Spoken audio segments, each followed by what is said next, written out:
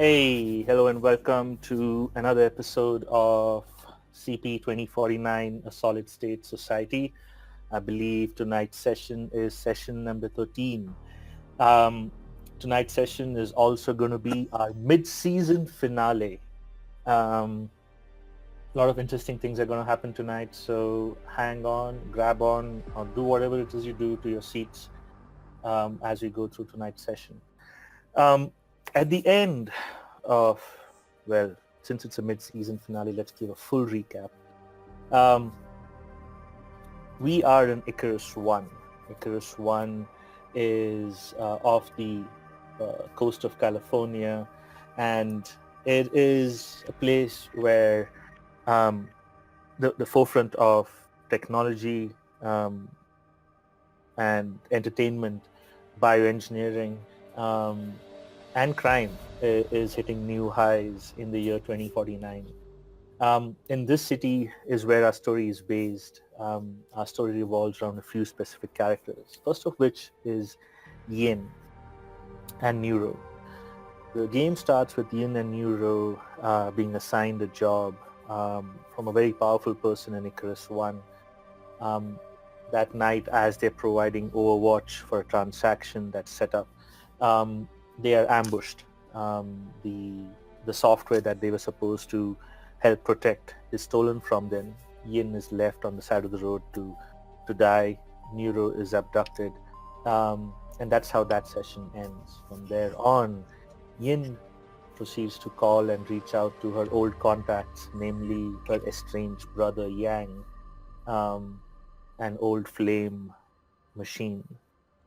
They come to her aid. Machine brings a fellow soldier, medic, combat medic, trauma in as well. They get in off the streets, patch her up, and the four of them proceed to hunt down the perpetrators of that ambush. Eventually, they're able to find them in a disused part of Icarus 1 where old industries used to stand at one time. Trauma, Yin and Yang proceed to infiltrate that installation, kill each and every one that's in their way, rescue Neuro, and retrieve the software. During that process, they also find out that the software was being copied at a remote site. Yin, not someone who leaves anyone who has wronged her standing alive, proceeds to then reach that next location and kill everyone at that location as well, and retrieve a copy of that software. This leads to an interesting exchange between Yin and this powerful entity, Mr. Sachs, who gave her a job to begin with.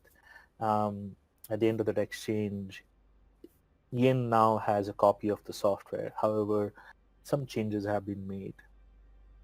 Yin and Yang discuss the future, their shared hatred for their father, who left them with many physical and emotional scars. They decide to join forces in an attempt to take Takeda Enterprises down. Yang also decides that the people he has met through Yin are skilled and have their uses. He proceeds to employ them and basically put them on retainer. During this process, however, there is some exchange of words, some misunderstandings, and it appears Neuro has gone rogue with the copy of software.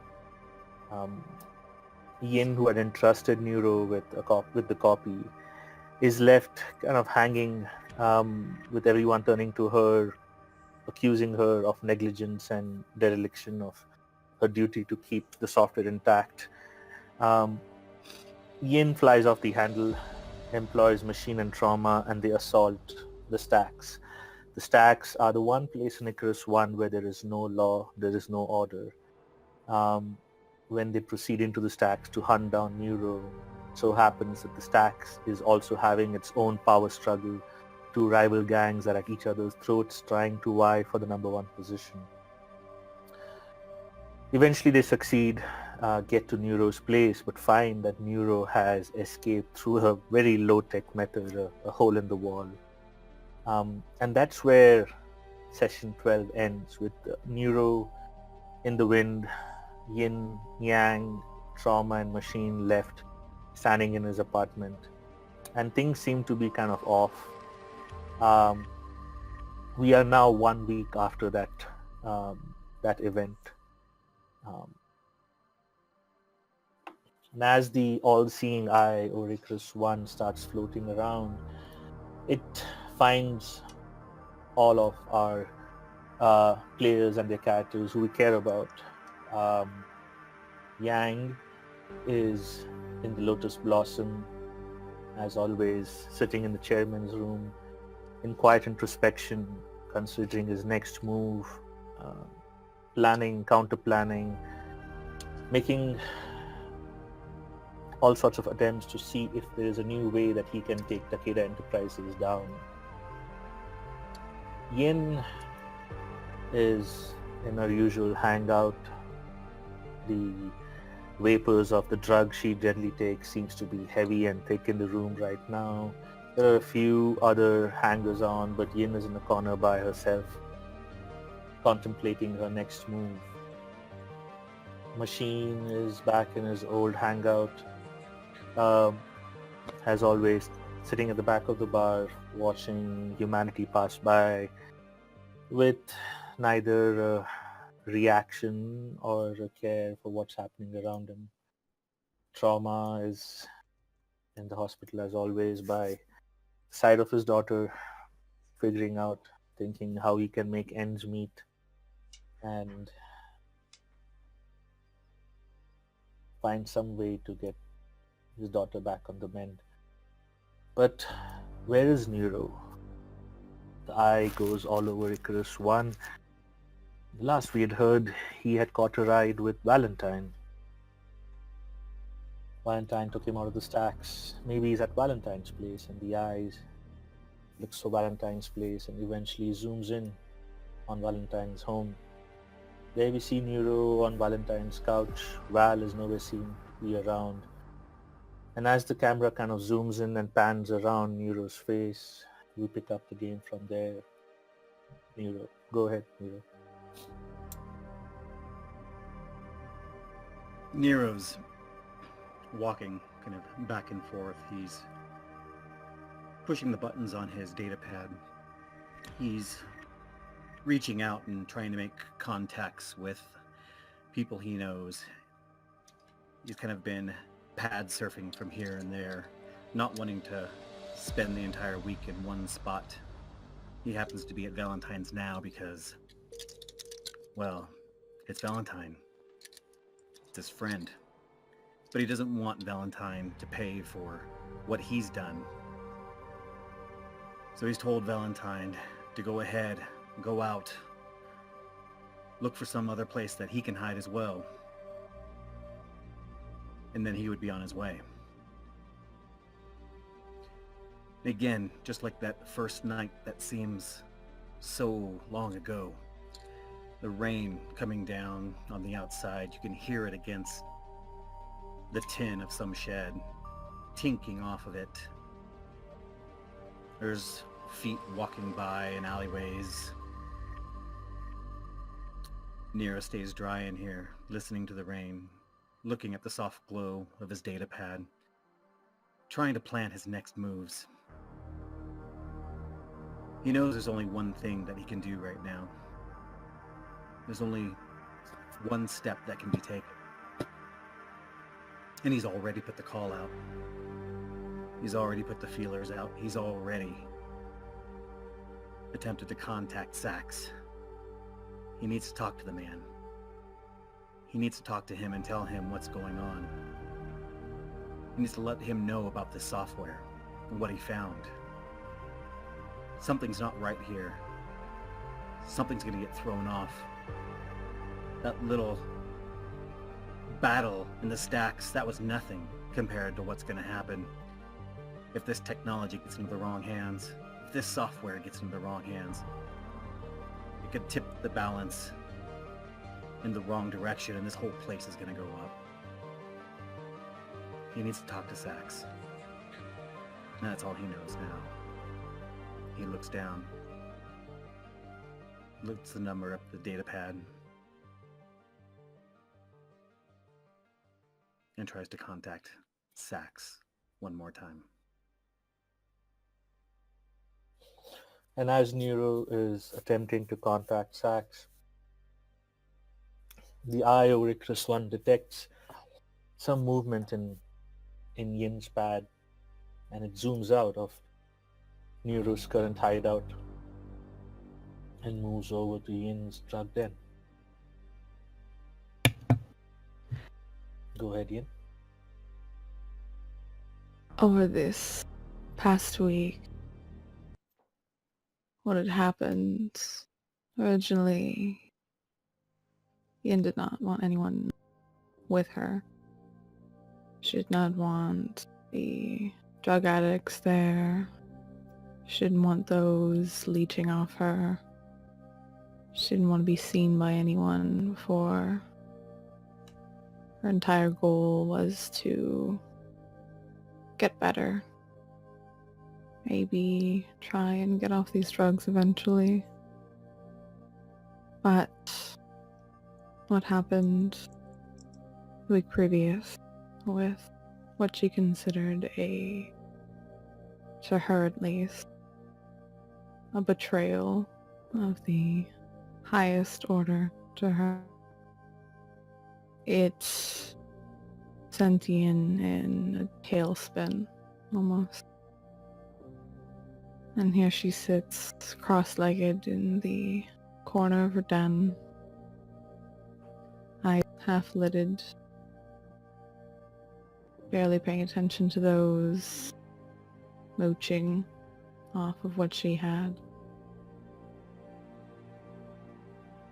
She has been attempting to stay herself, to calm herself in the fury she's felt against Nero. As for her, she had never had anyone betray her like that before. She'd always been a fairly good judge of character, so she thinks she knows when people are being nice to her just to use her. Knows when people are being kind to her just to get what she has, but Nero is something else. She thought he cared. Thought maybe they could be friendly. She entrusted him with one of her jobs, something that she took very seriously. And she stops at nothing to be perfect.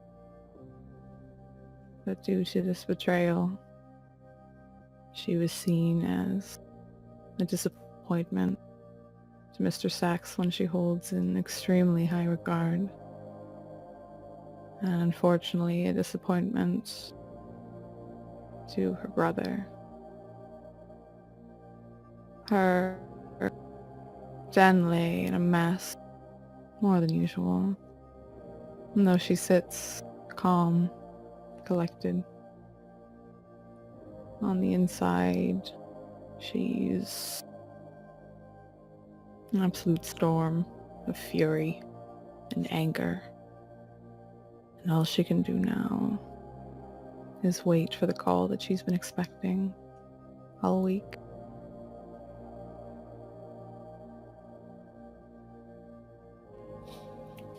And with that, as the camera pans out of Yin's room, detects motion again.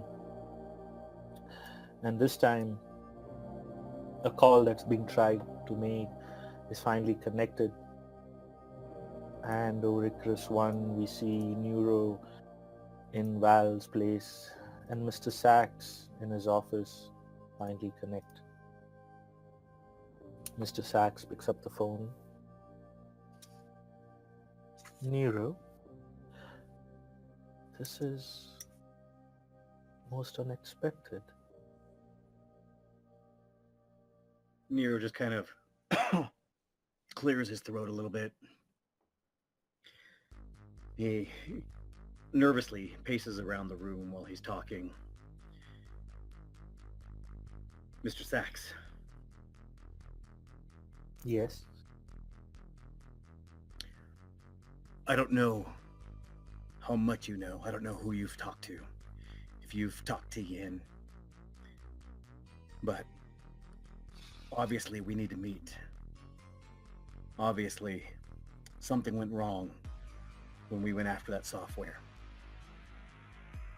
There's a lot that we need to catch up on. And I want to make sure that you stay in the loop because I'm out in the cold now. And I don't know what happened to Yin. She has a team coming after me, I believe. But I think there's something that you need to be made aware of about the software that you sent us after. And there is a brief pause on the other end. Mr. Niroshima, the allegations you're making are quite serious. Let me rephrase and correct me if I'm wrong as I do this. You're saying Yin has gone rogue and has a team of assassins after you, and you know something about the software that I don't? Listen, I don't know what you know about the software. All I know is that you sent us to get it. I'm assuming Yes. so that you can sell it. I'm assuming so that there can be profit made off of it. But I do know something about the software now that if you don't know, you need to be made aware of. But it's not something that I want to speak over a line like this. It's something I need to tell you personally. I need to make sure that we're not being listened to, that we're not being recorded. That's a good assessment, Mr. Nero. Yes, let us meet. There seems to be a lot of misunderstanding here, and I want to get to the bottom of it. If I have been sold a bad goods, well, there will be hell to pay, as they say. You know where I'm at. Meet me tonight, 9 p.m. sharp. And Nero just turns off his data pad. He drops it down on the couch, and he just kind of puts his hands on the side of his head and holds his head back. His eyes closed as he's pacing back and forth. And as you're doing that, Nero, trying to assess what's happening around you, you get another call on the line. You pick up the phone, and the number is from Quasi-Domo. God damn it. Nero, he's torn because Quasi-Domo has a lead towards Sensei's death, his killers, and what happened that night so long ago now. It feels so long ago. But he feels like he has bigger things to deal with. At the same time, he can't let this string go. He can't just toss it away. So he snatches the data pad up and answers. This is Nero. What do you want? Mr. Nero, I didn't quite believe you when the last we spoke, but it seems you have been successful in cracking my test server with the software you spoke about. Yeah, well, I told you I could get into it with it. You wanted proof. There's your proof.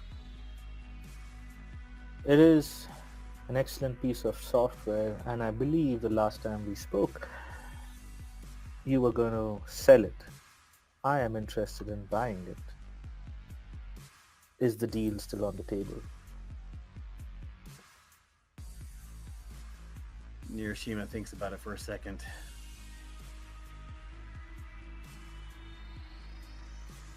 He's rubbing his temples.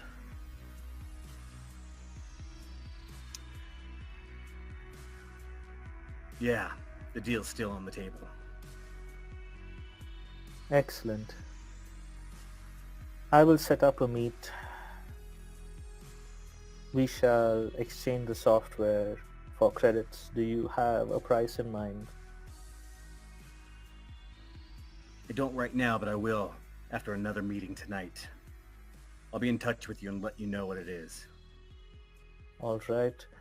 Mr. Nero, before you hang up, and I do know you have a penchant for these things where you suddenly drop the line, but before you do, please know the following. I've been keeping an eye on the Untitled. There have been numerous folks asking after you. I've also heard a couple of hit contracts on your God name. damn. Well, if anyone comes looking for me, tell them I left Icarus One. All right. If you would like, and this is only if you would like, I can actually arrange that, take it into the cost and sale of the software. It's up to you completely. You know, Quasi, I might take you up on that offer. I very well might take you up on that offer. I'll be in contact with you this evening. Excellent. With that, Quasi drops the line and go back to Nero. Nero's head is spinning. He doesn't know what's going on. He feels like he's getting in something that he has no control of, and he's getting deeper and deeper into it. He's a hacker. He's used to having illicit information. He's used to getting himself involved in things that he shouldn't be involved in, but it's always so impersonal. It's always from the glow of a screen, from who knows how many miles away. These are people that want to meet him face to face. These are people that are coming after him personally. This isn't detached. This isn't cold. This isn't digital like he's used to. This is something altogether different, and it's something altogether terrifying. Neo grabs his pad. He grabs his jacket, throws it over him, walks out into the rain, and heads out.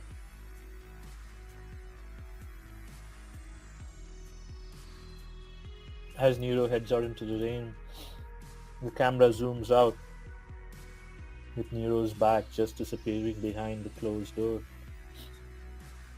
And the scene switches to Lotus Blossom.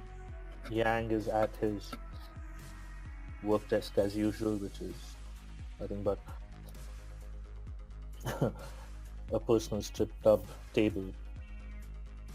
And in front of him there is a Dragon Gang member. Mr. Yang, I am sorry to report that all attempts to locate the hacker have been futile. And the Dragon Gang member is kind of, even he's tough, he's well built, stocky, but you can see that there is this just a quiver in his body as he stands before Yang. Yang has been sitting in his personal room for hours now, thinking over the last few weeks, the mistakes he has made, the trust he has given others, and his own personality and tenets of New World Bushido tell him to do otherwise. He thinks of them in his mind, as he often does when making a decision. Serve your master always. Guilt does not exist. Only the future matters. Might makes right. Love is weakness, hate is strength. Death is blessing. Fear nothing. And as he hears this news from the man, his face is emotionless, expressionless. He looks down at his compad, reading the finances of the thousands of credits given, and nothing to show for it. He thinks idly to what Kumiko had told him when she realized what he was truly up to. The despair he felt at her anger. He knew who to blame. It certainly wasn't this man. It was someone that deserved blame for many, many years of failures getting in his way. But hate welled up inside him like a boiling ocean, scorched by the falling sun. Nothing, you say? Not one hint of a man who could barely cross the road.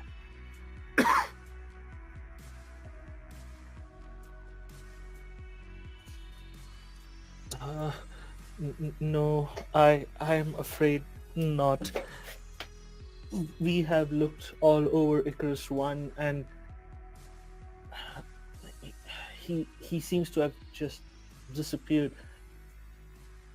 None of our street contacts have found anything. We have cased the Untitled where we first were following him. He has not made contact with anyone we have on our list from you, Mr. Yang. I see. Well, you know, in our culture, in our tenets of Bushido, what the price is for failure. You have served me for some time, mostly successfully. Therefore, I will not kill you out of hand. Instead, I will leave you with your honor. He looks. There is a tanto, a small knife, on the table next to him. He grabs it with 2 fingers on the tip of the blade, flipping it over and catching the hilt, and then flipping it again and catching the dull side of the blade. Well then, seppuku, I give you the honor. He tosses the dagger to him. I will serve as your second. And he, as you toss the blade to him, his hands come up slower than you've seen most street people, move pretty fast. You definitely notice that there is a lot of reluctance and the blade just clatters on the floor. He's like, Mr. Yang, and the blade's at his feet.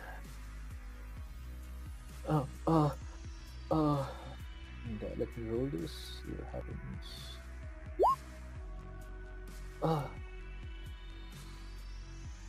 And he picks up the blade. Seppuku. But I thought people like you just demand a finger for failure. You do not know me.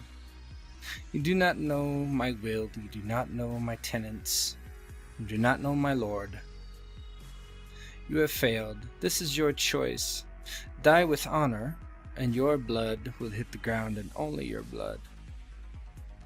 Die a coward. I will find out who your entire family is. Your brothers, your sisters, your father, your mother, your grandparents, any children, anyone within, let's say, 4. He puts 4 fingers up. Relation from you, I will murder. But before I murder them, I will eviscerate them. I will cut off the genitalia. I will cut off the legs. I will cut off the arms. I will cut off their nose. I will cut off their ears, and I will cut out their eyes last, so they may see the stump and deformity they have become. So the choice is yours. Die with honor or do not. You will die all the same.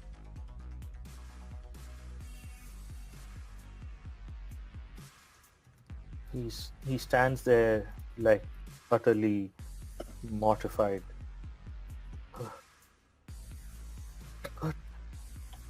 Okay, this is his final roll. Let's see how this goes.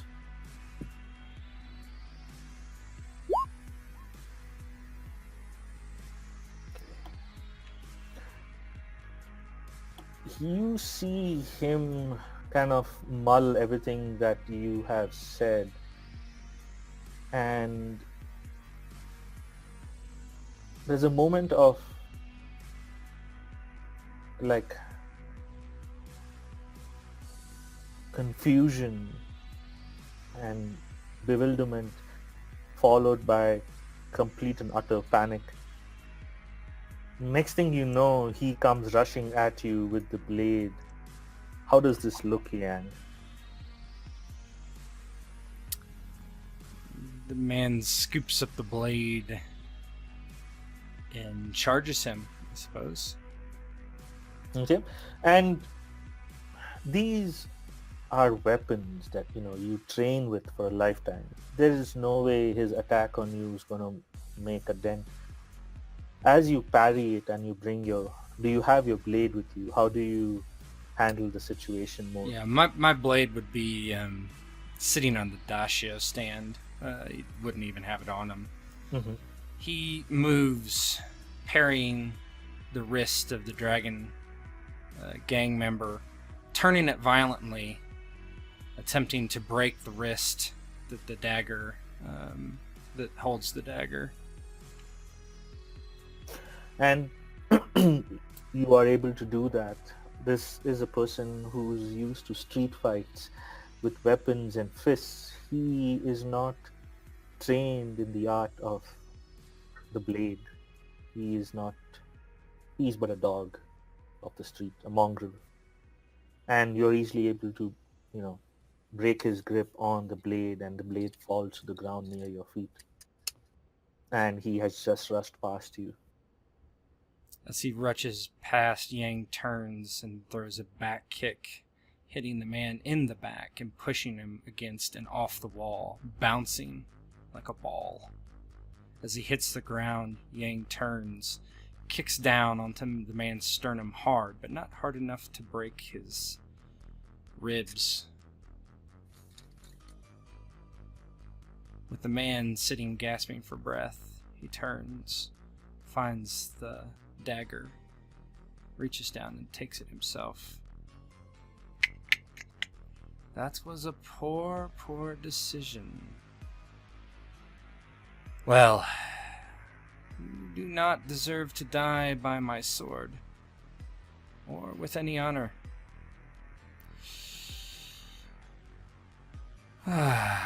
This is too bad.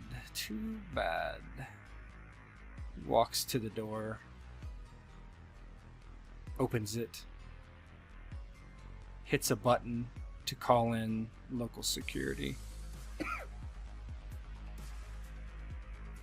Before long, 2 security guards at work at the club come in. Yes, Mr. Yang. Take this fool to the alleyway, to the pit, if you know where I mean. First, I want you to cut off his dick and balls. Then, make sure he doesn't bleed out. I didn't think about that for a while. Then take a chainsaw, cut off his legs right above the knees. Then his arms above the elbows. Cut off his nose, his ears, but leave his eyes. Make sure before he dies he sees himself in the mirror. And then cut out his eyes. And both of them bow deeply and says, "Yes, Mr. Yang." And they start dragging the Dragon Gang member leader away, and he's just screaming, "No, no, I didn't, no, mercy, mercy, Mr. Yang, mercy!" And I already offered you mercy. He sits the dagger back down where it was and also takes his seat, frowning.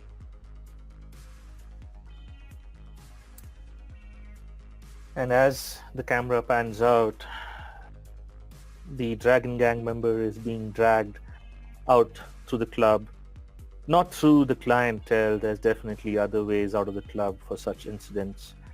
And as the camera starts zooming away from the Lotus Blossom, there's screams, chainsaws, and the wet splashes of blood on the pavement. In the meantime, Nero finds himself walking through the streets of Icarus One. Before long, he's at the Sax and Trombone nightclub that is operated by Mr. Sax. Now, due diligence prior to going into the club, actually, Hiroshima, of course, would have attempted to do everything he could to hack the city's cameras around the neighborhood to make sure that it wasn't being watched, to make sure he didn't see anything suspicious, anyone familiar, kind of staking the place out before he went in. Okay, just give me a moment. Just set you up. Oh, no, better screen for that.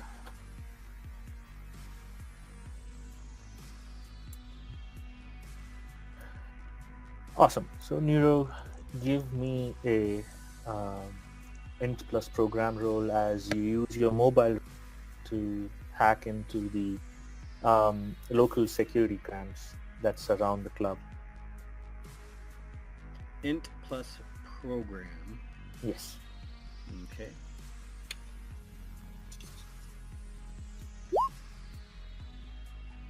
All right. You are able to hack a few cameras, but not all of them. The ones you are able to hack definitely show you that the entrance to the club and the main street that it is on is clear. You watch the video for the good however long it is you want before you make your move, and nothing seems out of the ordinary. But go ahead and give me a wisdom plus notice roll.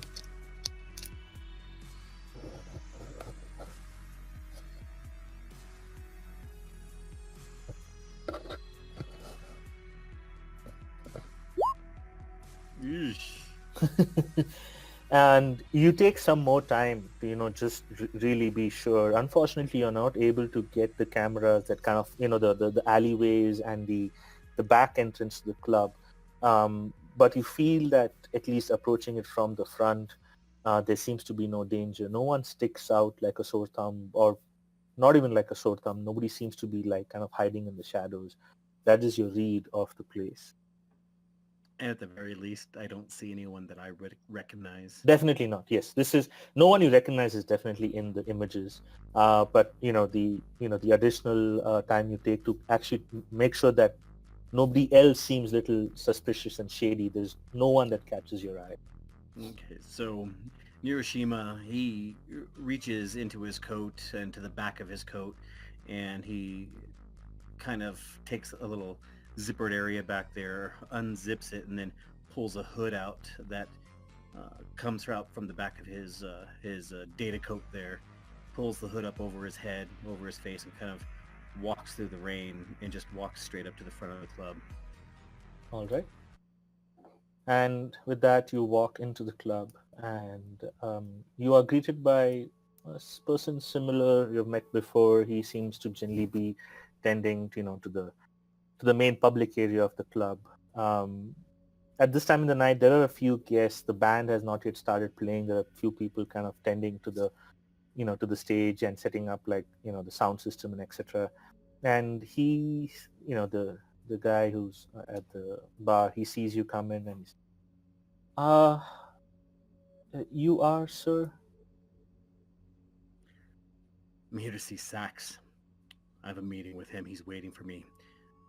I'm Nero. Just go get him.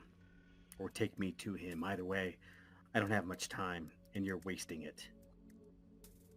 And he kind of gives you a troubled look. Well, you are not on the list, but please wait here while I confirm. And with that, he kind of goes through a side door. You've been through this door before. You know where, uh, Sax sits, and um, he goes away. A couple of minutes, he's back again. It seems, yes, you are on the guest list. Please follow me. And he kind of turns on, doesn't even ask your name. He seems a little troubled by your demeanor and the words. He takes you up the stairs, and Mr. Sachs is in his usual seat. He looks up at you. Mr. Niroshima, it is... I don't have the words. I don't know if it's a pleasure to see you yet. Please take a seat. Nero nods at him, looks around the room, looks at the tough-looking guy in the back, the weasel at the bar, finds his seat, sits down in the leather there, and kind of sits back, waiting for Mr. Sachs to sit down. Mr. Sachs looks at you. And he kind of like, there's he squints his eyes at you, trying to read you, and he looks up at the guy at the bar. I believe whiskey, is it not, Mr. Niroshima? It is. Good whiskey. He nods his head and he kind of, raises two fingers to the guy at the back of the bar and kind of like, with his hand gestures for the top shelf. He takes a seat. He doesn't say anything. He waits for the guy at the bar to come by with two whiskeys. You see that it's the same whiskey that's been poured into both the glasses. The guy puts the glasses at the table in front of each of you and then steps back. Well, Mr. Nero, I have welcomed you in. I have given you a drink. I think it's time for you to tell me your story. You have left some perplexing thoughts. Please clarify them. And without answering, without even looking up at him, Neo reaches over and he grabs the glass and slides it back over to himself, tosses the whiskey back and gulps it down in one swallow, pushes the glass back down on the table and slides it back across the table, looks over at the Weasley guy at the bar and gives him the finger like, come over here, more. Then he looks at Mr. Sachs. Mr. Sachs, I don't know if you know exactly what that software was that you sent us after, but if your intention to sell it is to sell it, you might find some problems with that. You might find that you make enemies selling this software. And Now, why would you think that, Mr. Nero?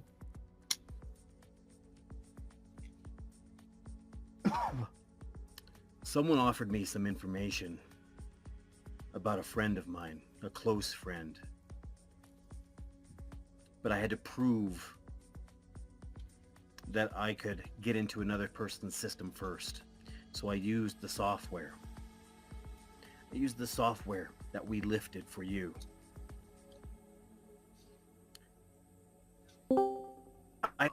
I got into the server I was supposed to. But immediately after, my entire rig was locked down. Everything was shut down. There's a back door in that software. The user can be locked out, and the user can be shut down, and the user can be spied on if they use that software.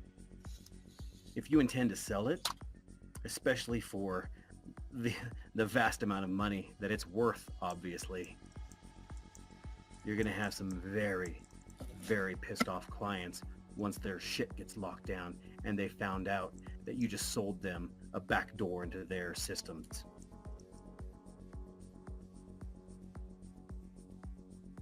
Mr. Sachs looks at you. Neuro, I want you to give me a notice plus wisdom.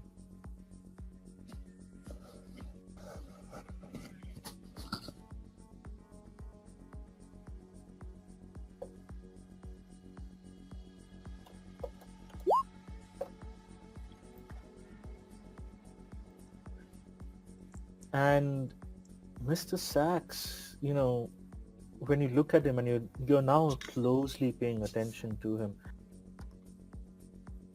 he has this look of utter confusion on his face. Mr. Neuro, what, and pardon my language, what the fuck are you talking about? Yin brought me the software. The software is in my possession, and the software is for my use however I see fit. I do not know what it is that you are peddling and what it is that you're talking about. What fucking backdoor? What fucking software?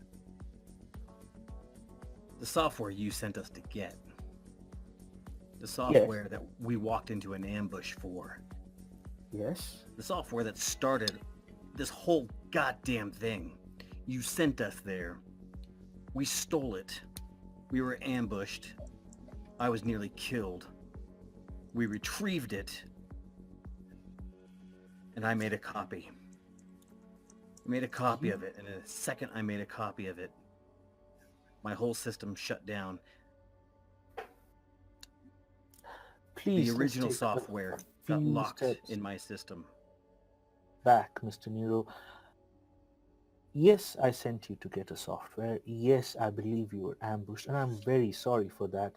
Yes, I believe you were taken hostage, you were hurt, but I believe Miss Yin was able to retrieve you. I believe you were taken care of. I believe I have paid you. Miss Yin herself came to my office with the software. She handed me the software. I've taken possession of it. I have made the payments. And when he says Yin brought him the software, he sits back and his eyes get wide. And it's like a light bulb goes off as he starts putting the pieces together. Yin brought you the software. Yes, she told me that you were hurt, you were recuperating, and that you were unavailable to come to me. So she brought the software. She handed the software to me. I made the payment to her. The software checked out. Everything seemed to be fine. I do not know about a backdoor that you're talking about, and I have definitely not sanctioned any copies of the software or distribution of the software. Mr. Sachs. And he leans forward and he kind of puts his elbows on the table, his hands out in front of him, looked Mr. Sachs in the eyes. Mr. Sachs, I made a copy of the software. I ran the software. There is a back door that someone on the other end is using. My entire rig, was locked down. That's the only reason I knew someone was coming for me. and I fled. There is a back door in that software, and if you sell it, you're going to have everyone coming for your head. You made a copy of my software, and now you can see the reaction on his face is getting visceral. My software. You made a copy of my software, and his voice is rising, and the guard from the back kind of steps forward. Who gave you the authorization to copy my software? God damn it, don't you see what's going on? I was contacted by her brother. He wanted a copy of it. Yin's brother. His name's Wang or something. He wanted a copy of the software. They're all working together. They're working against you. Nero, roll me one more notice plus wisdom. And what? A notice plus wisdom.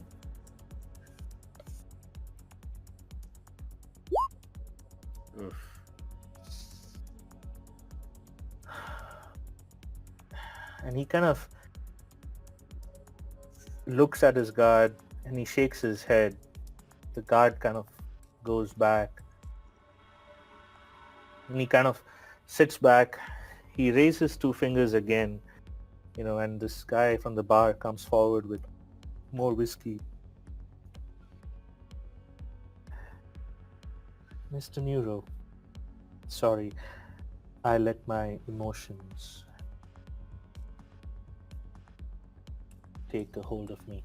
I apologize for the language. And he kind of sits back and you can see him take a deep breath. Okay. You have made a copy of my software that I paid good money for.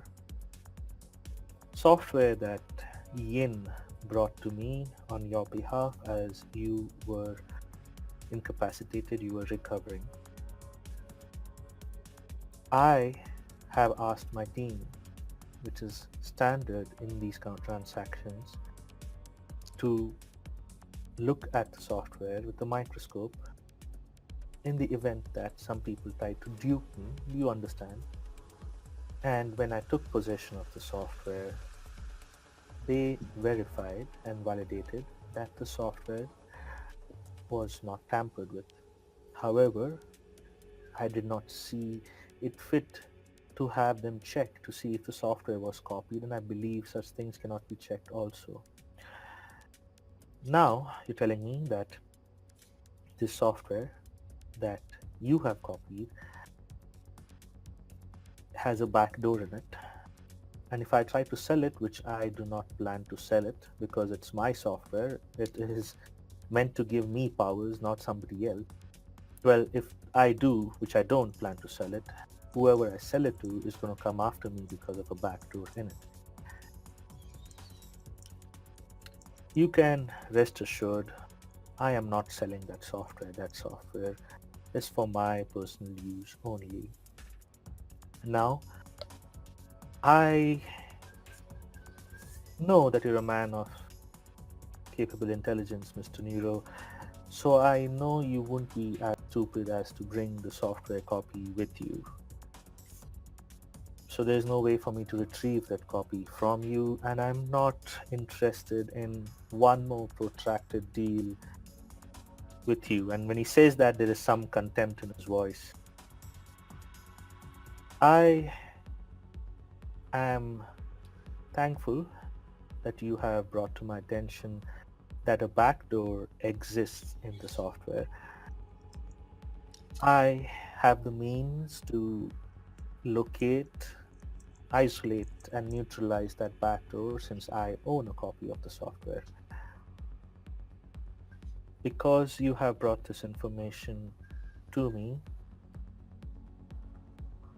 I shall let you leave this club on your 2 feet under your own power. I shall not pursue you and I shall not try and retrieve my copy of the software. That software is yours to do as you wish. But I will tell you this, Mr. Nero, and this is very important. Please understand. If I ever see you again in person or near any of my operations, I will make it a point to end you. Agreed? Yeah, Mr. Sachs. And Nero just kind of takes the second whiskey that was brought over earlier and throws it back, puts the glass down, and pushes himself up out of the seating area there. I understand you. You know what? I hope nothing bad happens. You have the original software now. She brought it to you. That's great. But you're getting played. She's playing you. Her brother's playing you. I don't know what's going on here, but I'm not going to be around when this whole thing fucking goes down. And he starts walking towards the door. Mr. Nero, one last question. And he stops and just turns his head slightly to the left as to look back. Would you know where I can find Yin? And he has this smile on his face, and you don't need to roll anything. You can clearly see that the smile is... he means to do bad things when he finds Yin. I can make it worth your while if you can point me to her.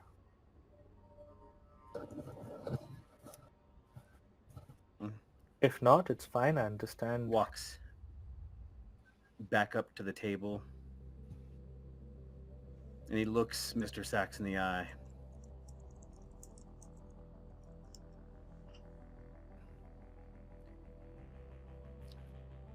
Keying something into his data pad. Then he asks the Weasley guy in the back of the bar for a pen and paper.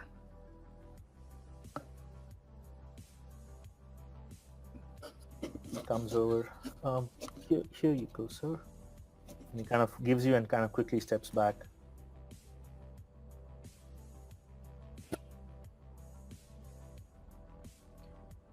Nero scribbles something down on the paper, and then he slowly pushes it across the table towards Mr. Sachs. He looks at him. That's an account.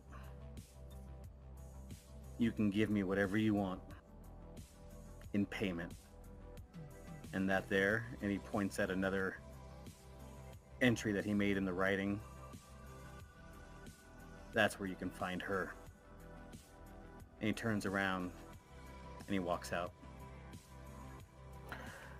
Nero leaves Mr. Sachs's club. Mr. Sachs looks at the two numbers. He raises his hand and the guard comes forward. The camera is starting to kind of pan and go over their shoulders and zoom in. Mr. Sachs points the second line, the address. And you can clearly see that the address points to Yin's drug den. And the camera kind of zooms out. It catches up with Nero as he's leaving Sachs and Trump. And he's making his way out into the Night of Icarus. Nero, you hear a chime on your compad.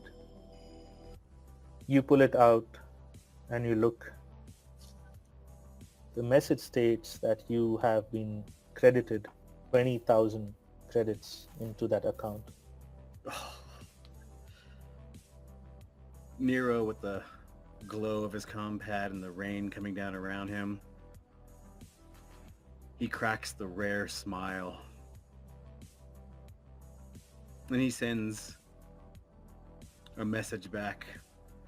Or not back, but he nods his head in acknowledgement. And then sends a message to Domo saying, "I'll take you up on your offer."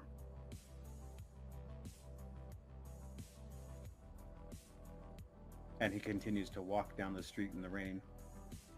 All right. As you're walking down, you get a message back. The message this time is from Domo. Things are a little hairy. There are eyes all over the streets. I will send you an address to meet. I know this is not your mode of operation, but I cannot do this on electronic anymore. I feel people are watching us. Exchange in person, and my offer to get you out of Icarus 1 still stands. And Nero just types back one word. Understood.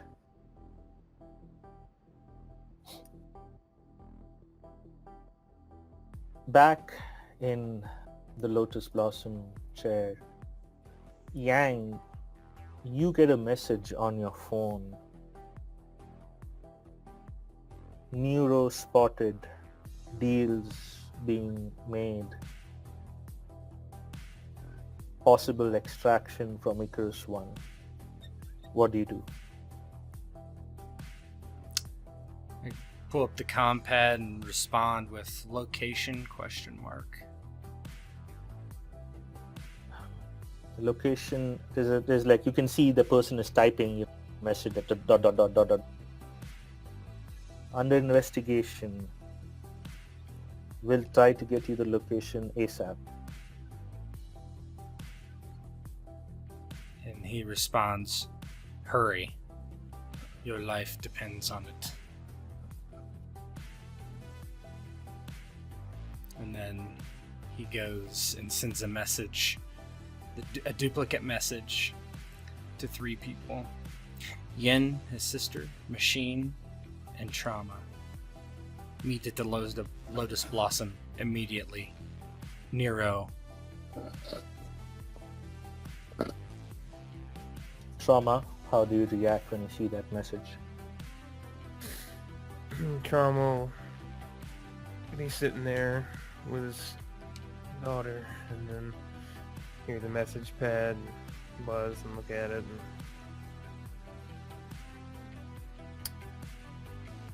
I guess he said something to meet at the club, basically. Yeah, meet at the Lotus Blossom. And look at it.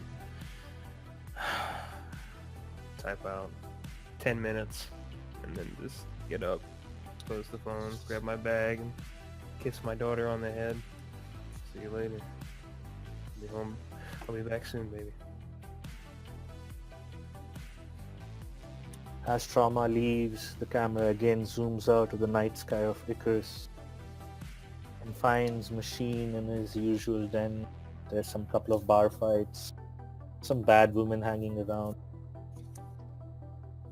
Machine looks at all of them with those lifeless eyes of his. What is your reaction, Machine, when you see that message coming from Yang?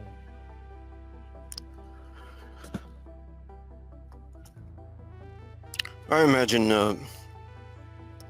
Machine was putting his friend Captain Richards in the back of a cab, and Captain Richards was all drunk and wasted and talking about, I loved her, man, I loved her, I loved her.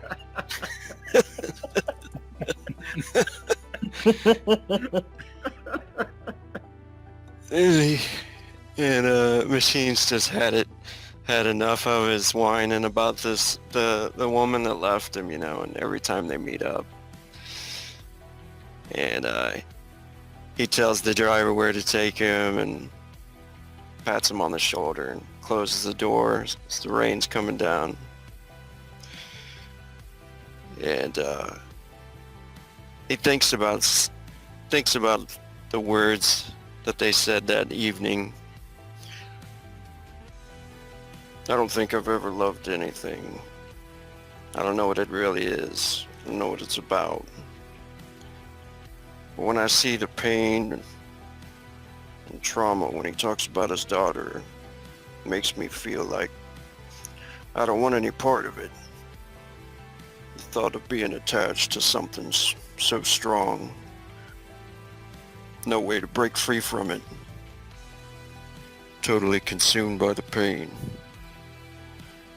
Trauma would give up everything for that little girl. Well, in a way, it makes me think maybe I'm a little envious. Maybe I wish to feel something once in a while, some kind of attachment like that. Maybe I would like that. Then again, maybe that's just not in the cards for me. Perhaps it just isn't how I've been created. I do know one thing. I'm gonna make sure he gets his daughter back. Any help he needs, I'm gonna make sure I have his back. He came to help me when I called him, come patch Yen up. Yeah, he was getting paid, but I know Trauma. He's a fucking hero whether he knows it or not. I served with him. He saves people. And I'm gonna make sure he saves his girl. I gotta make some more bank. Save up some more money to help him out. I probably won't tell him. Probably won't tell him till I think I have enough money. I need to find Chi-Chi and her brother. He likes me. I can tell. And then he gets the text, you know, and looks down at it. See? He needs my help. And then he shouts out, you know, his farewell to some of the guys at the bar and runs and jumps into his truck, texts Yang back. See you in 10 minutes.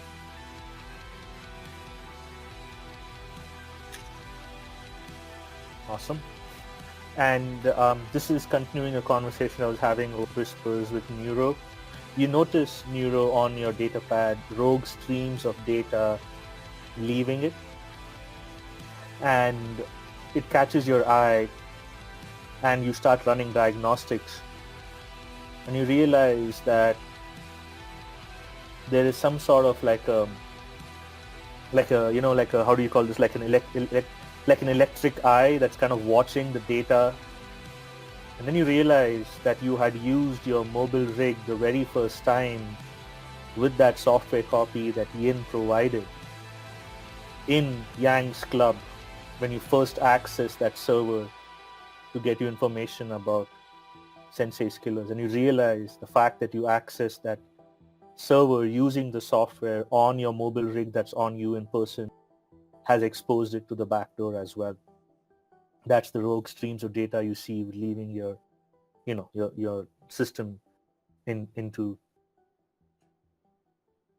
So Nero, he shakes his head and smiles.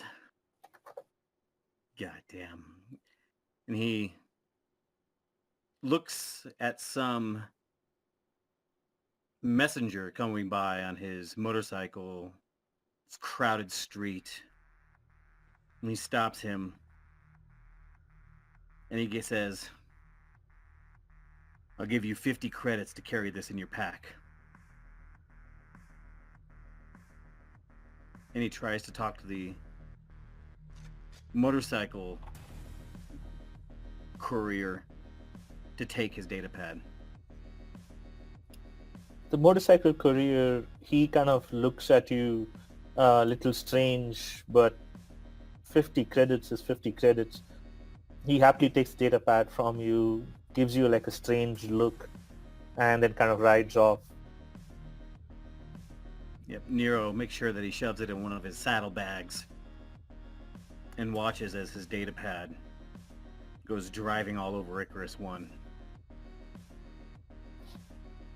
Awesome. Just to confirm that you're going to make your way to Val's place to retrieve the software copy and then make your way to the location that Quasidomo is going to meet you. Yes. Perfect. And as you make your way to Val's location, there's one person that has been not spoken to, and things seem to be revolving around this one person. And the camera finds Yin in a den. Yin, you see a message pop up on your phone. It is from Yang. What are your thoughts? before the message kind of popped up, she had recently put down her phone after using it. Her head and her hands a bit, thinking, contemplating. And then the text pops up from her brother. She picks up the phone, looks at it, and she smiles widely. All that pent-up rage. She knows she can finally let it out. Maybe finally get some revenge for what happened. And there she gets dressed in simple black clothing, grabs her rebreather, her swords, puts them away. Before heading out into the night, she sends quick text to her brother saying, "On my way." And then she goes through her phone, contacts her other friend, seeing if they have information, the whereabouts of a certain person. You get a message back from the other friend. Locating. Please stand by.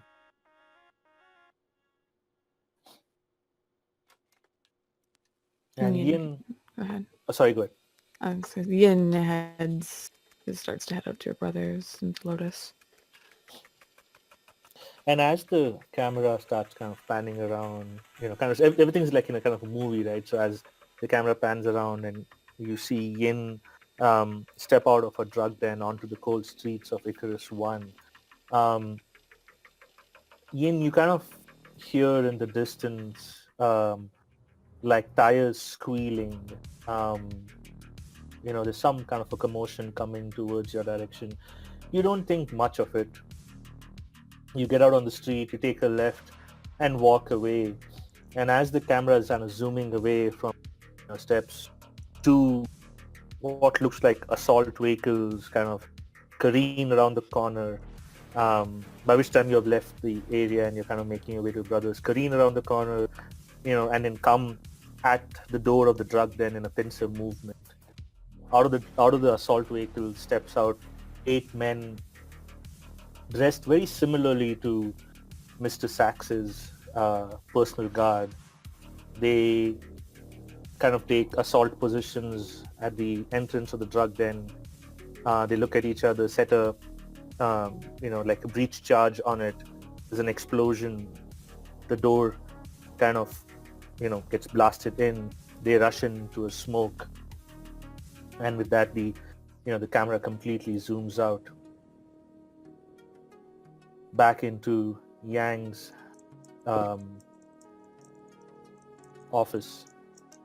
Yang, you're waiting there, and not long, quickly you see Machine, Trauma, and Yin walk through the door.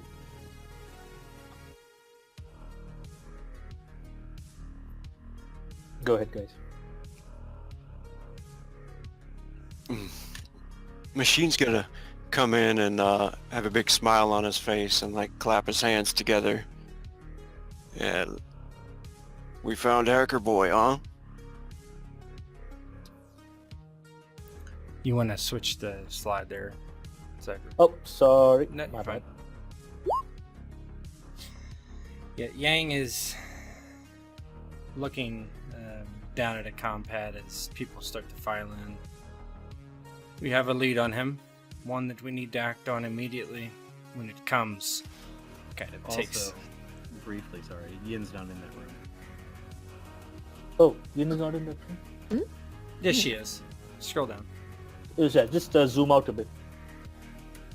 Do you see her? I see Yang, Machine, Trauma, and Yin. Uh-huh. Yin and her drug den getting raided. No. Oh, she was outside. She had left before it happened. No. Yeah. Fortuitous. Yang is, he kind of watches people as they come in, shakes his compad, waiting for the call now.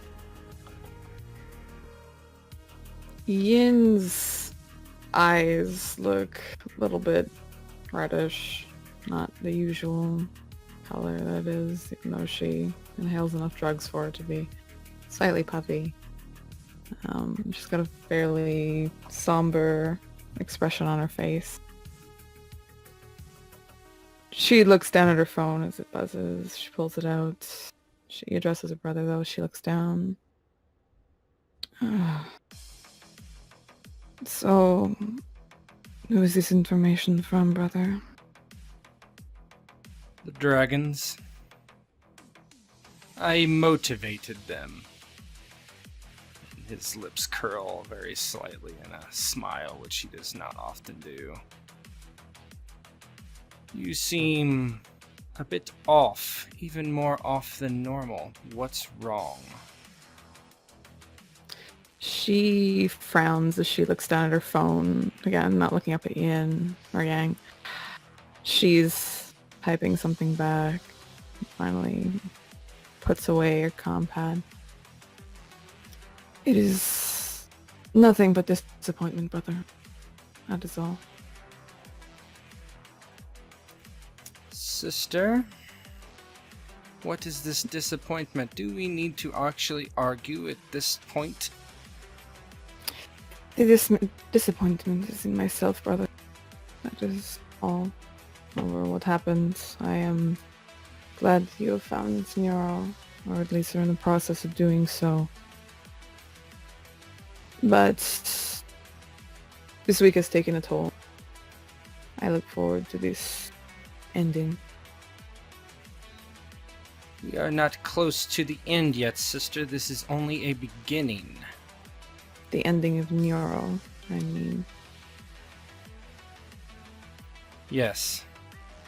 Speaking of that, unless it cannot be helped, I would like to question him. So we're trying to take him alive? If possible. If not, feel free to kill him. We also need the copy of the code breaker that he made. Yes. That is one of the reasons we need to talk to him. Yang, don't want you to roll, but when you hear that, it kind of piques your interest. Your street senses kind of tingle. How does Yin know about copy of the software?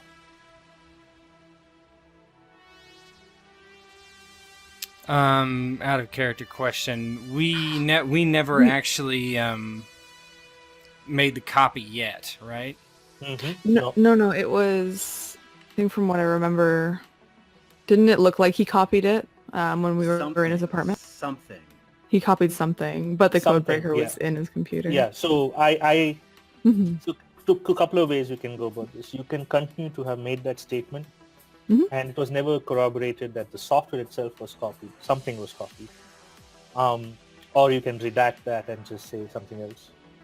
But it has never been put into this discussion that the software itself was copied. Also, the fact from Yang's perspective, and I want to clarify this because it adds a lot of context to everything you guys are doing. The last discussion that was ever done about the software copy for Neuro, it required massive amounts of power. Yeah. Something that Yang a long had period of time. Yeah, because Yang was planning on getting him a job at the Takeda Enterprises so he could access their data center, right? Yes. Yeah, let me redact that for a second. Okay, that's fine. My bad. Yeah. So, we should also find out exactly what he copied before he left. I can't see why it's important. The only copy we need is of the program, which he has. I'm still curious as to what made him turn on me. That is why I want to know what was copied. I want to Perhaps he is trying to make his own money without us. A share of one is more than a share of 5 or 6. Maybe, but And might be something else. yes, well, this man that he was seeking, that he got so emotional about here, I should have gutted him then. I agree. I should not have attempted to save his life from you. I mistrusted him. That was my grave error. You can tell Yin's very reined back from her usual robustness. A life full of errors. Can't say I'm surprised.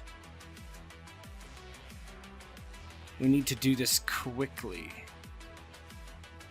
Kumiko knows what we are doing.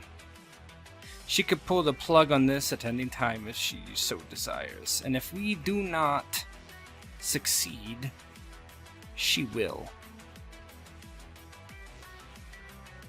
And I do not know what her vengeance will be. No, we better get it done then. Machine turns around and he doesn't know exactly who all they're talking about, Kamiko and stuff, but he says, what about Neuro's friend? Is he gonna be with him? If he is, he's dead too. Are we to Yes. kill him? If he gets in the way, kill him. Again, if he can be captured, fine. Capture him for questioning.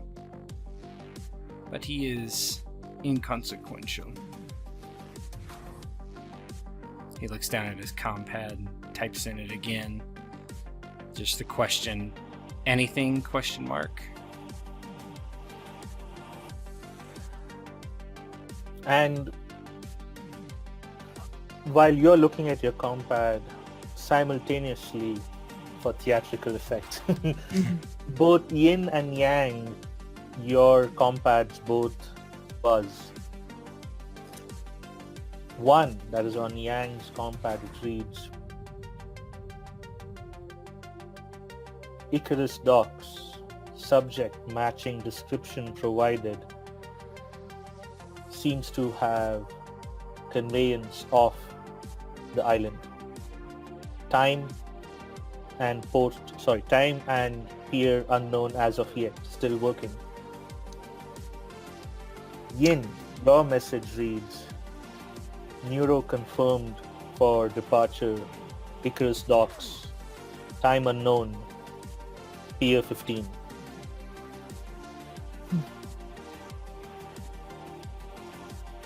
Yin looks down at her phone once it buzzes, most likely at the same time as Yang. And her eyes brighten up slightly. And sends back a confirmed before putting back her compad. She looks at Yang. Well, did you get the information? He turns the compad to face everyone. The docks, trying to get out of the city. What Unknown exactly? when. Pier 15, it says.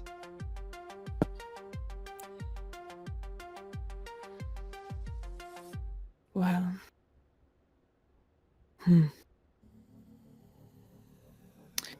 Shall we? Yes, time to do some reconnaissance. And he walks over to the Dashio stand, pulls the katana up first, slides it on the left side of his hip, grabs the wakizashi and does the same, turns over his shoulder to the three of you. Come, vengeance shall be ours. And he turns and walks out of the room.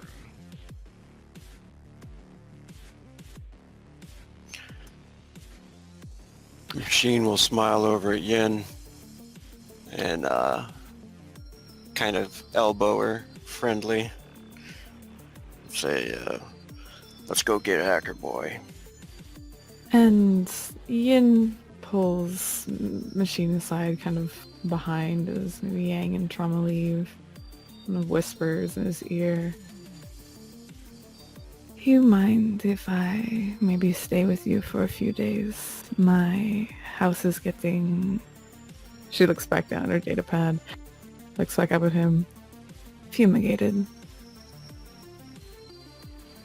He looks kind of shocked for a minute, you know, but then a big smile on his face. Of course. You could stay with me. Perfect.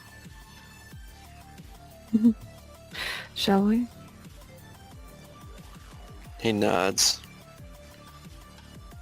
Kind of watches her walk off. And, you can stay as long as you like. He follows after her. Careful with that offer. Might have to make the place messy. It's already a fucking mess. I'll just add to it then. Yeah, no doubt there.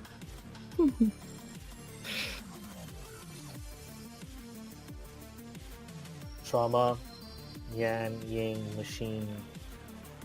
Trauma gets into his combat gear, knowing there is a fight up ahead.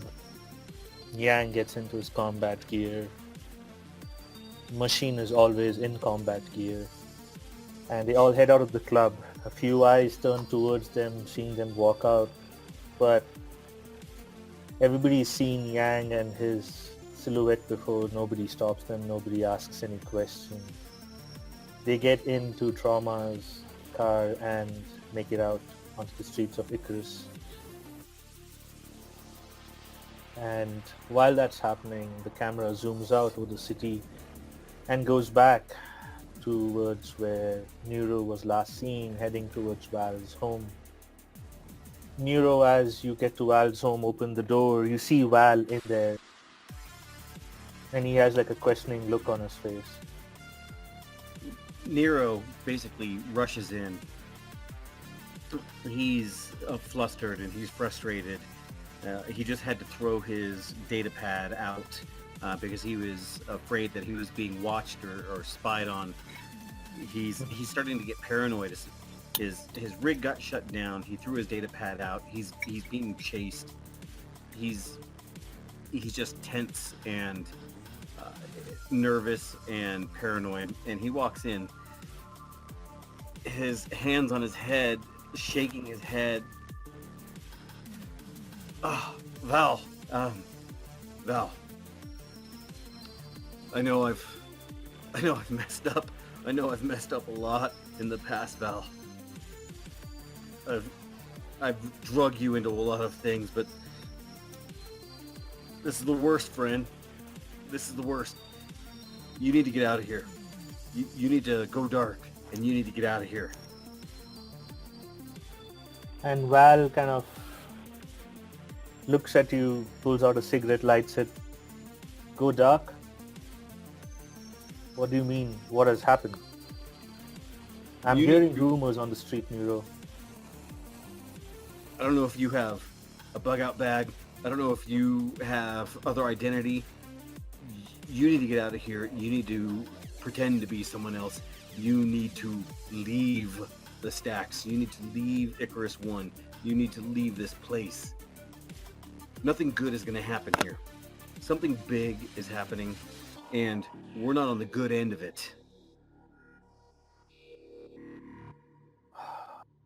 And he kind of looks down, pinches the bridge of his nose. Nero. All right. And you see him kind of move around the room, fill a duffel bag with a bunch of stuff. And a few of the things he kind of holds up very tenderly as he looks at it. And you can see they're like car parts or like some sort of like electronic thingamajigs. But he shakes his head, puts them down. Eventually his bag is packed. Nero, I'm assuming you pick up a copy of the copy of the software. Oh, I definitely. One of the first things I do after talking to Val is grab the copy of the software. Well, I have a place to go. Do you need me to drop you somewhere? One last ride if you want to. I need a clean data pad. I don't know where to go just yet, but I think I have a place to go. I need a clean data pad. And Nero kind of looks at you. I don't have a clean one, but you can use mine. God damn it. Fine. Fine, I guess that'll do. And Nero grabs Val's data pad out of his hand and he whips around and kind of starts pacing back and forth as he starts punching in commands. And he immediately starts looking up his messages, any messages he might have missed since dropping his data pad into the bike courier's saddlebag, wondering if he missed anything, basically. So you see one more message. It's from Quasidomo again, confirming departure from Icarus 1 from the docks tonight at 11 p.m. Pier 15 aboard the Santa Ana. You see that message, and then you see one more, like, there's a PS at the meeting point. Be there or the deal is off. And the meeting point's a different address. So he's going to meet you somewhere, pick you up from there, and take you to the docks in exchange for the software. Help me understand that again. The meeting point is at a different address? Mm-hmm. Yep. Oh, so the meeting from point docks? is... Yeah, from the docks.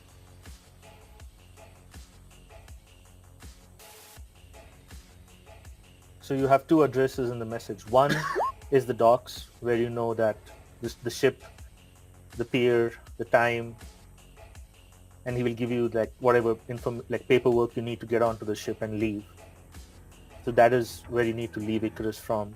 The other address is the place he's going to meet you in person in exchange for the software copy, give you whatever else you need. Nero, he doesn't respond to the message. He just looks at it, reads it, and then he looks over at Val.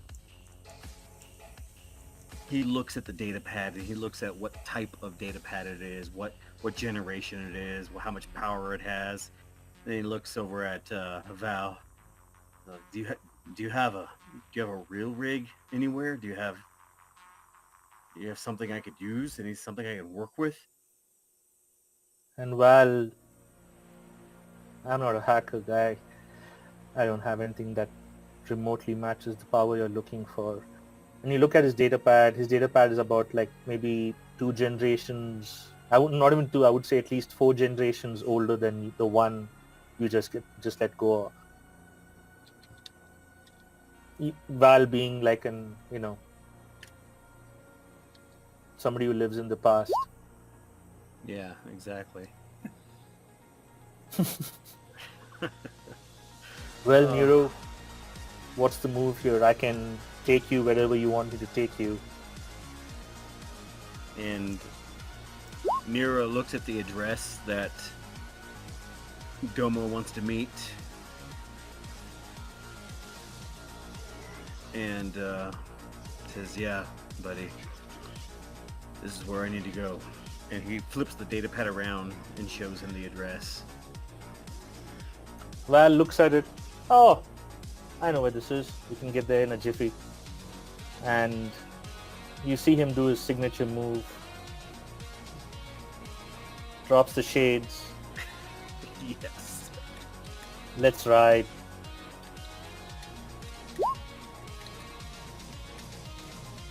And Hiroshima looks at Val and he reaches a hand out, and as Val goes to shake his hand, Nero grabs his hand and pulls him in close, gives him a hug. Thank you for being there, Val.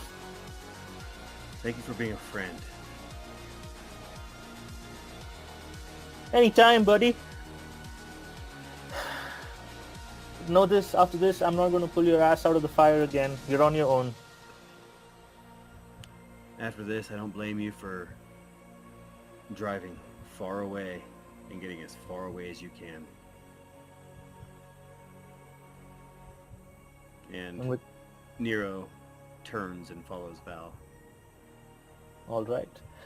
You guys leave and you can hear Black Coffee start its familiar V8 growl, and Val, just for the effects, floors it, leaving like long streaks of burnt rubber on the asphalt as the black coffee pulls out and roars into the night of Icarus 1.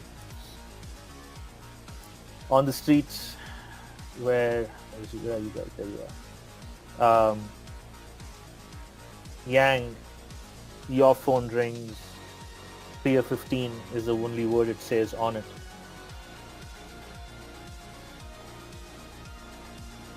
Yin, your phone rings about 5 minutes later. It reads Pier 15, 11 p.m. departure.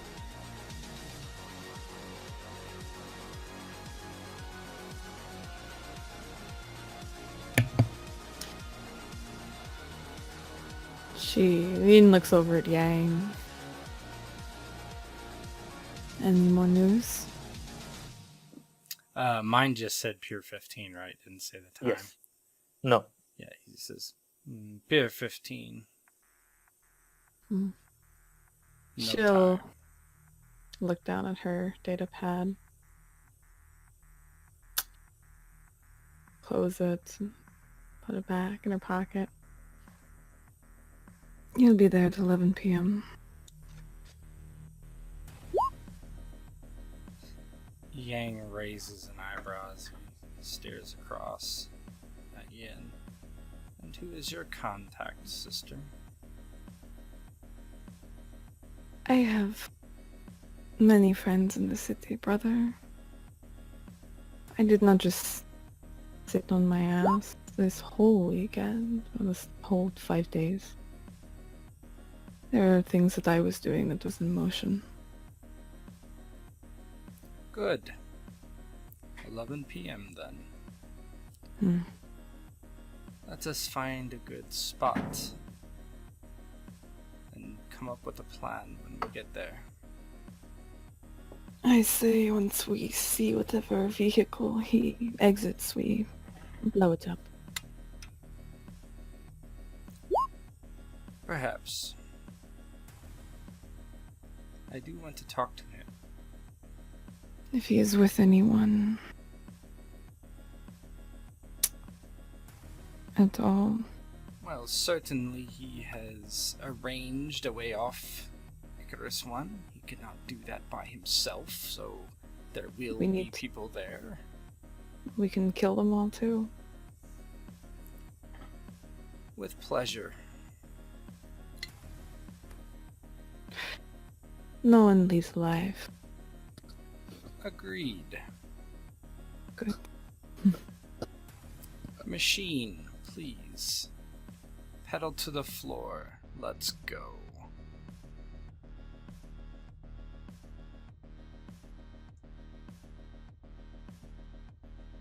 Yeah, machine will floor it. Try to get there as soon as possible. All right. And with that, as you guys are heading towards the port, the camera switches again to an alleyway where Black Coffee is sitting and idling, and Val is sitting in the driver's seat, Neuro by his side in the passenger seat riding shotgun. You guys wait there for some time, and at the appointed hour, Neuro, go ahead and give me a notice plus wisdom.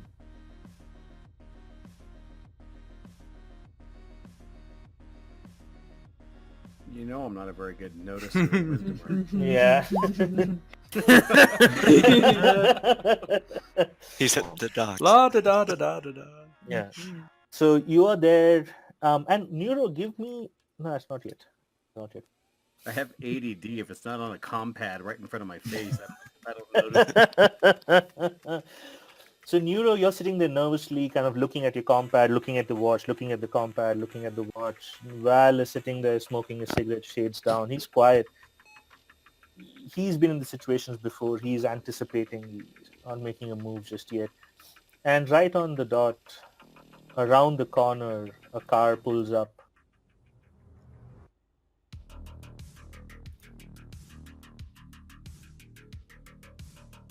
Out of the car steps a gentleman. he's standing there. You can see that his hands are kind of by his sides, very clear in the open. Like not like hands raised in the air, but like kind of beside his chest to kind of show that he's not carrying and he's friendly. What do you do, Nero?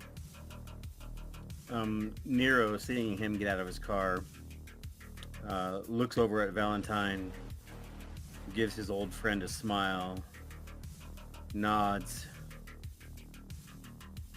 Keep the old girl idling. Hopefully, I'll be back.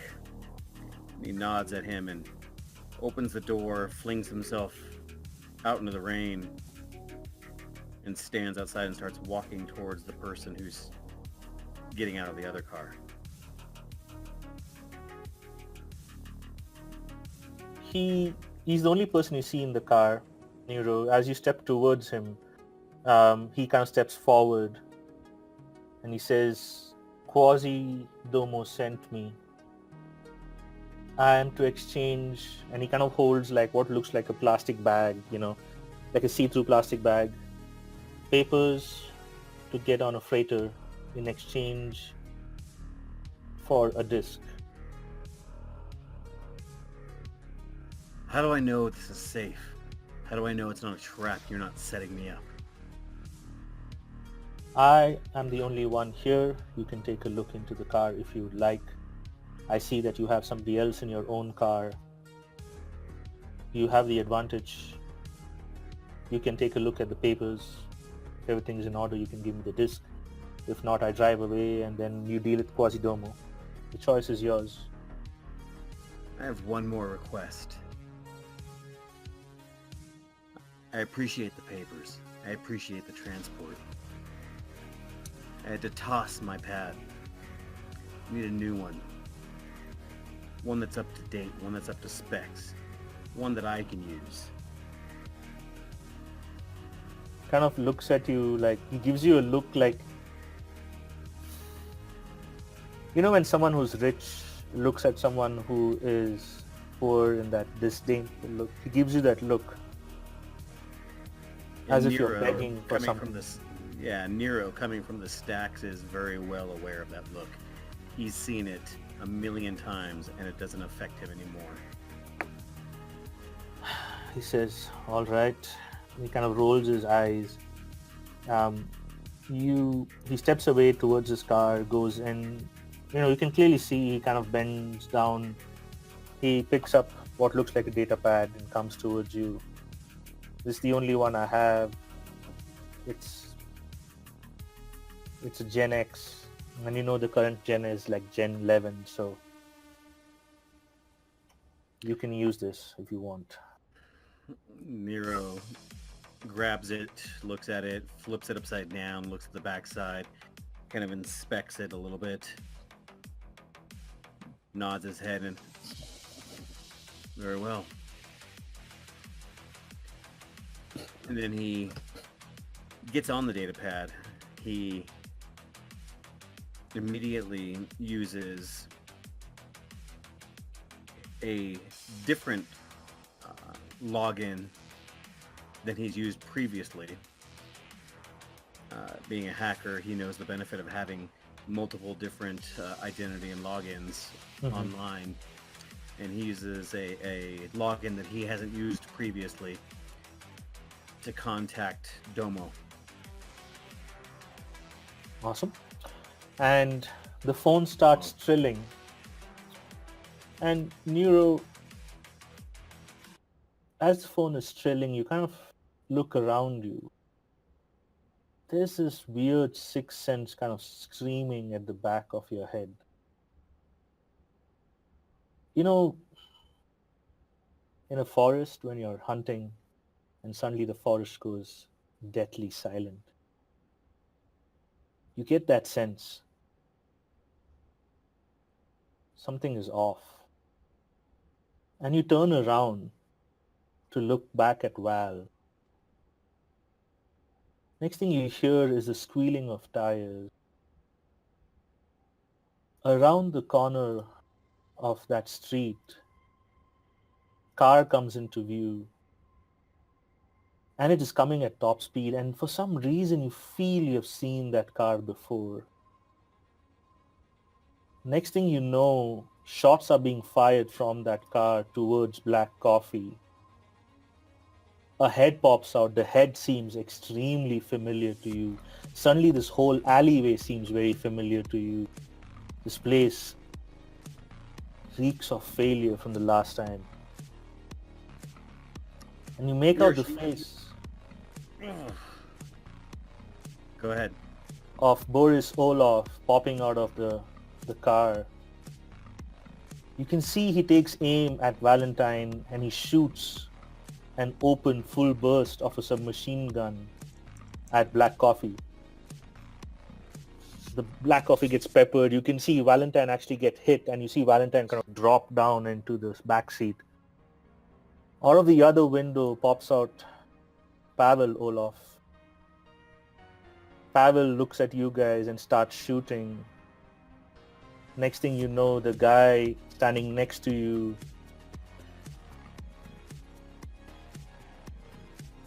sorry. Sorry.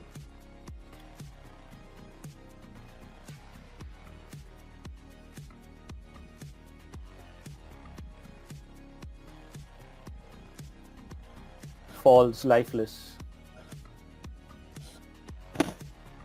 Go ahead. And the car comes towards you guys with the two of them. And immediately, as soon as all this is going down, like just within seconds,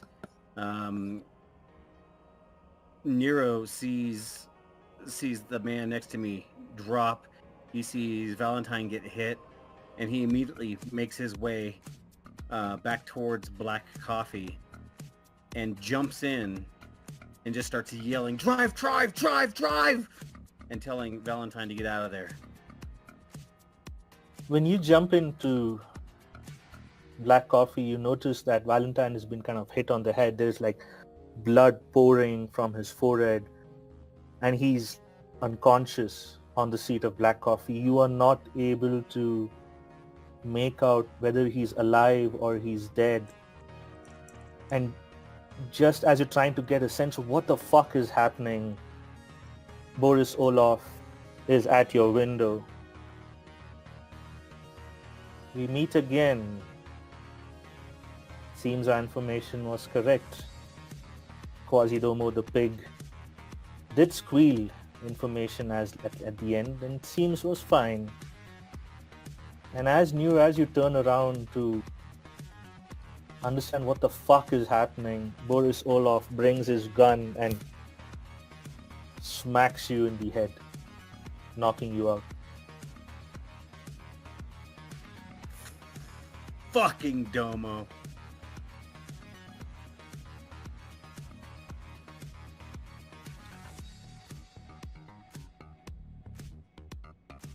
Couple of hours go by.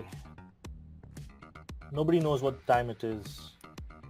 On the docks, Yin Yang, Trauma and Machine get there. You guys see a car parked. Looks like a very fancy car. But nobody else around.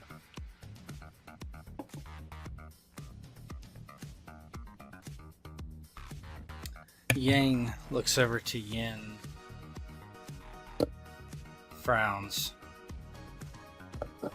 His ride, perhaps? Maybe. Should I check it out? I was about to suggest the same thing. It's night, or gifted at such things. We'll find places to set up. Sure. See if we can get a better look at maybe who's in that car. Yang looks the machine in Trauma and says, "You two are the military? Where is the best to use that thing?" He nods to the rocket launcher on Machine's back. You went somewhere up high. That way nothing gets in your line of sight.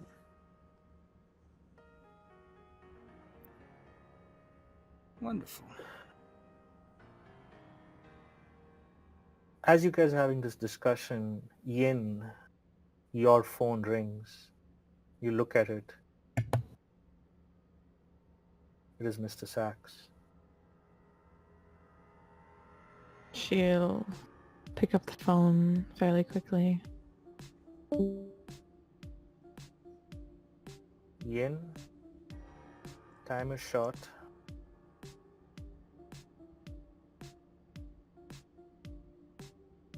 There's a pause, a long pause, and he's kind of considering.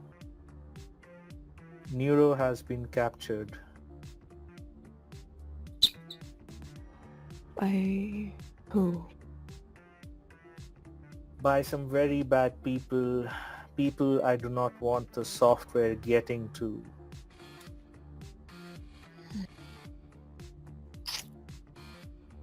What is your location right now? Hey Zephyr, Yeah, I is this conversation happening in my presence? Mhm. Okay. Yes, it is. Okay. Yep. I can't hear the other end though, obviously. No, you can't hear Yeah, the other okay. end, yes. We are at the docks, Pier 15.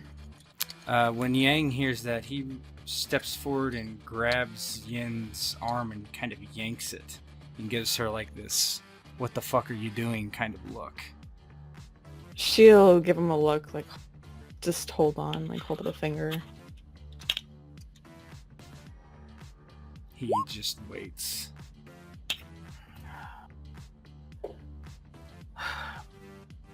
Well, he's being held at the docks as well. It looks like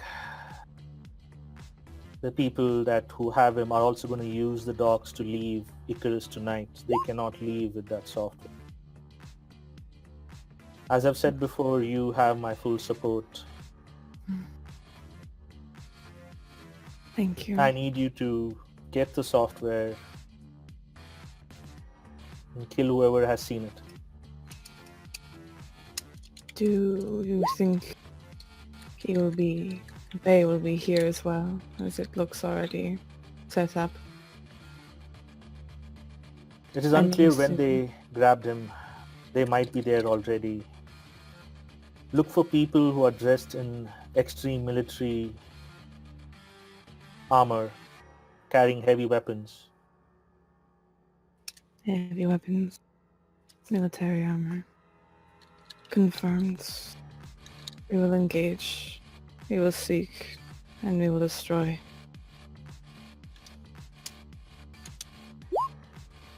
And line goes dead.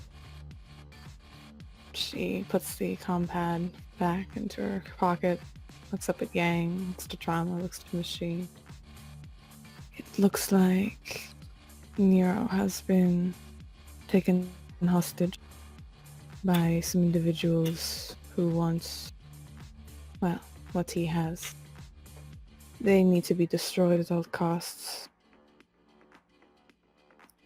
Yang immediately puts his pointer finger and thumb on the bridge of his nose and looks down and he says, "Yen, who the fuck was that?"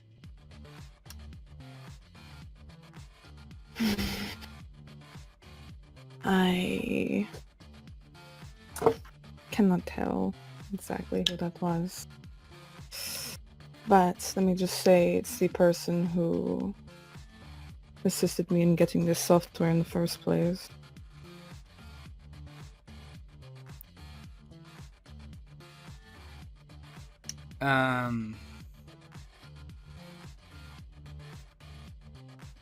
Okay, I can't remember if she ever told me who Mr. Sex was, so I'm gonna assume that she Mhm. did not. No, she's Yeah, not. okay. He looks her up and down and, "You are playing a dangerous game, keeping things from me. We are doing this to bring Father down. I don't know what other foolishness you have. We are single-minded, or we should be. You are going to cause more and more problems, Yin." Hiro, I will explain everything once this is done, but right now, we must be looking for Nero and these gang members and destroy Chiako, them. listen to me. This contact you has knows everything about Nero, where to go, where he's being taken. We come here. He nods to the car. He is not here. Yang, you listen to me. I am the reason that we have this software in the first place, and I am the reason we have this job and this opportunity to help destroy Father, get these funds. So you will listen to me this time. We will destroy these people. We'll get Nero. We'll get what he has. And we will kill him. If Is it that wasn't understood? for you, we would not be here chasing this fool. You brought him in. We could have had the software without him. And you would not have the software without. Are we gonna keep wasting time fucking arguing, or are we gonna get this done? With all fucking due respect. Good point, Rama. Now, Father, let's do what we do best. She'll step out of the car.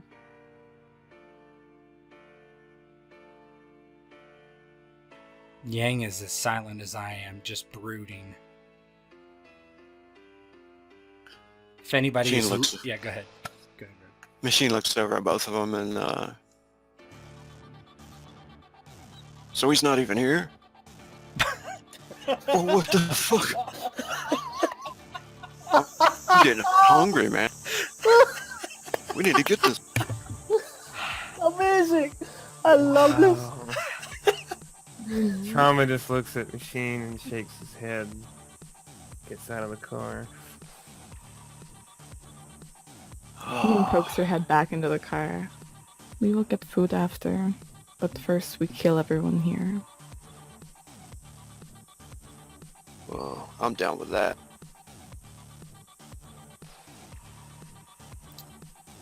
Yang is likely the last one out of the car. He's just sitting there, staring forward at no one. If anyone is paying attention to his body language, the muscles in his neck are extremely tense. He's tightened his entire body.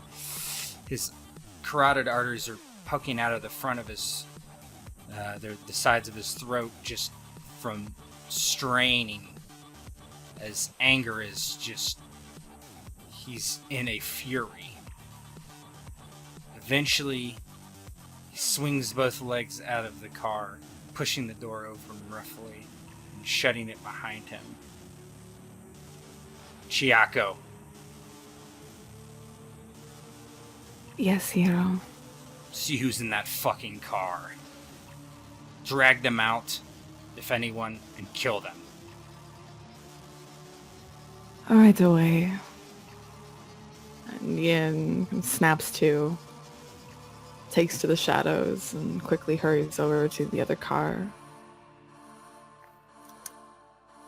Ian, you get to the car and you see that no one's in there. The rest of you start stalking out of your location like predators in the night. And as you do that, somewhere deeper into the docks, we see Nero hanging by his wrists of what looks like freight hooks. One person that you guys, nobody knows except Nero, is sitting at an extremely powerful rig, looking up at him. The other is standing, though Nero is elevated, the other is kind of standing and, is at the same height as Nero's face. Nero, you kind of, you slowly come about and your eyes start focusing and you feel a slap on your cheek and you suddenly jolts you. Your eyes fall on Boris Olof's ugly mug smiling wickedly at you. From the corner of your eye, you can see Quasidomo lying on the ground.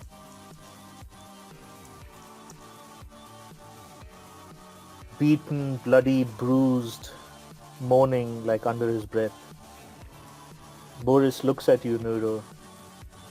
You stupid motherfucker. You couldn't stay away, could you? And with that, we'll take a short break. Take a good bio break and come back.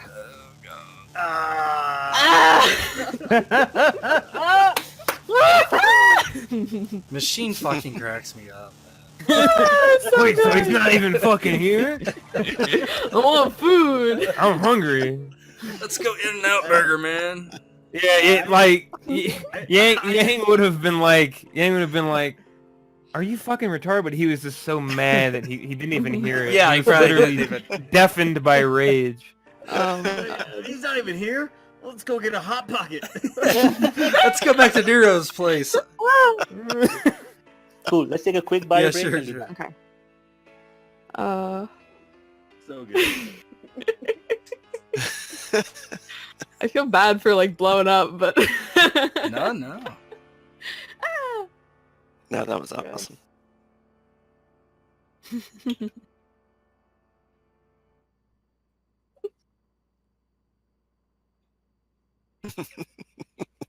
I'm gonna go for a hot pocket break.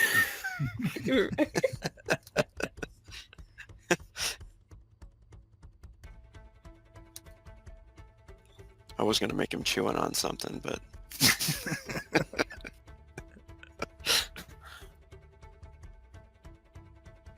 Beef jerky. Slim Jim. what are they talking about?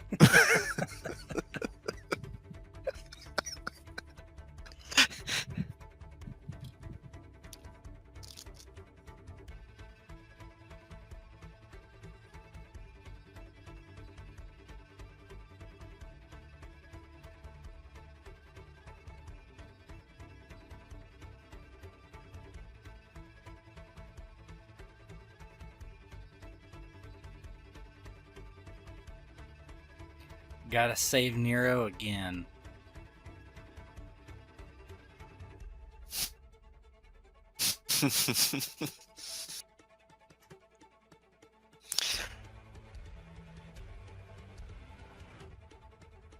I was thinking Sax's guys were gonna show up and like back Nero. For a Yeah, minute maybe. there. Yeah.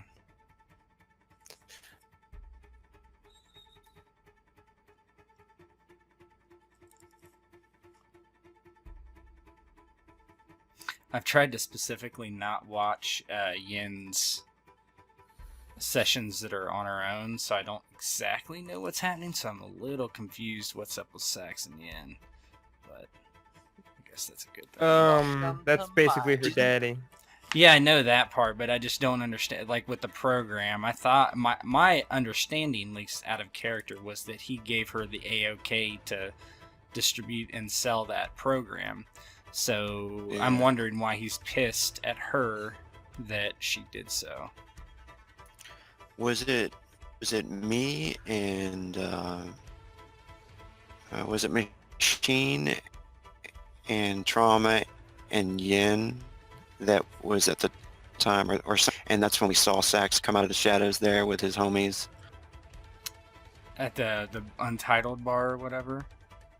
I don't think that was Sax. I think that was Dragon then. Yeah, that was my guys watching you guys. Alright. He had come out like and did a deal or something with Yin though, and we Oh, I were don't there know. talking to some old guy. Do you remember that? That was What? the Untitled. That wasn't Mr. Sax. That was so. Oh, wait, no, you weren't there. That was me. That was- Doc, no- and- Who was there? No, for that this? was when what? The second? No, the second episode. No, is that the one where we went to go see my buddy? We did Yeah, that. I We think that was- definitely did that in the second episode. Yeah. Wasn't That that was guy my back first though? time playing. Is Zypher back? No, it doesn't Nice sound person. like. Now he's glad we fucked up in that first session with just Val and me, because he's using that to his advantage now. Dude, all of this is I blame you. Sucks to This suck. entire This- entire this- like this plot is all line is you. Yeah, this is all fucking happening because Val and I. You! fucked up on that. It Oh, is Valentine. literally a Valentine. cascade of fuck ups. Yang fucked up. Yin Yin fucked up, and by then trusting Nero. Neuro. Yeah, it's Neuro's like just a douchebag. it's like a trust, You know. a fuck up of trust all the way down. Nero Yeah. is being a douchebag. Nero You did has fuck up. You didn't keep an eye on Neuro, douchebag. a sense Huh? of I did. I goodness. watched him walk away. Yeah, you fuck. Well, Should've that's kept your an ghost eye ghost. on him. What am I, his fucking dad? I told you. He Yeah, you're watched getting me- paid well enough to be his dad. He watched me walk out of the club and just Yeah, it's like, I want to walk out of the club. Next time I'll be very specific. I You know figured that, he was done. that SpongeBob thing? I And thought it's the just deal like, was done. What am I gonna do? You go got- outside and watch Nero. Do it, then what's Nero? Yeah, I did. I watched him. Like, yeah, it's only went that way. Oh, you're so useless. Thanks for the money. I know, I kept This your guy too. useless ass alive. This is so awesome. It is. It's the best. Everyone fucked up. No one could have predicted this. Even my past fuck-ups are coming back to haunt me. Mhm. I like how you're Even like, mine? you don't know that you like, These are all your it's like, fuck-ups. I was like, oh, no, I redact that. no, there's a reason for that. You're like, you didn't know I copied the software. Then Mr. Sachs gives me a call. There too. Matt, Let's the see. question I have out of character is why would Sax be pissed that Nero has a copy and come after you about it? Didn't he give you the A-OK to distribute it? He did, but I think it's because it's a copy and it's not me doing it. Okay. I think, yeah, but like I'm wondering if it's like if it's does the same function, it's like, why not? All right, I'm back. Howdy. Zypher, Yeah. I love how you're using my fucking past mistakes against me. All of ours. That's all it is. That's these entire last few episodes are you fucking up and bad things happen. It's all because of you, Nero. This entire plot line. All right. Shall we start? Yes. All right. Here we go. All right. Let me start the music.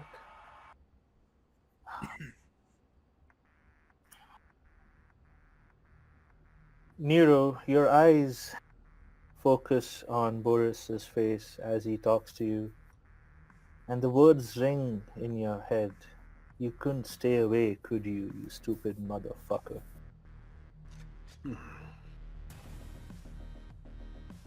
Nero's just kind of like in and out of consciousness. His head is throbbing. He's dazed. He's trying to focus on what's going on. Hands strung up above him. Circulation getting cut off.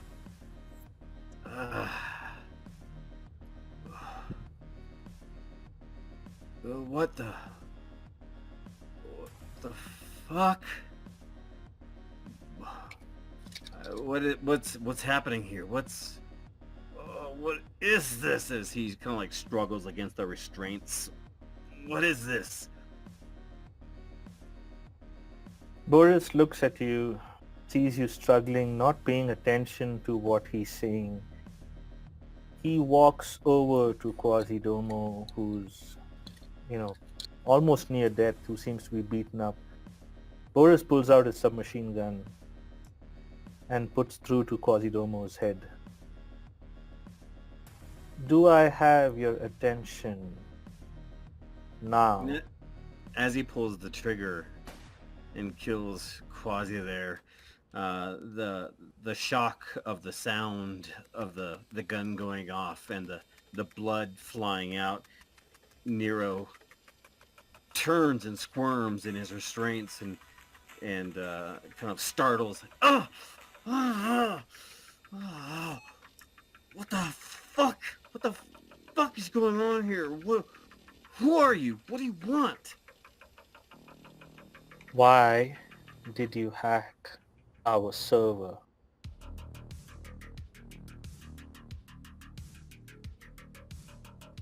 Your server. What? Hey, you know what? Maybe you hit me on the head a little harder than you anticipated. What the fuck are you talking about? Hack your server. Yes. You hacked our server, scraped through some old logs, What the fuck were you looking for? And Neuro, you take a moment to think about it.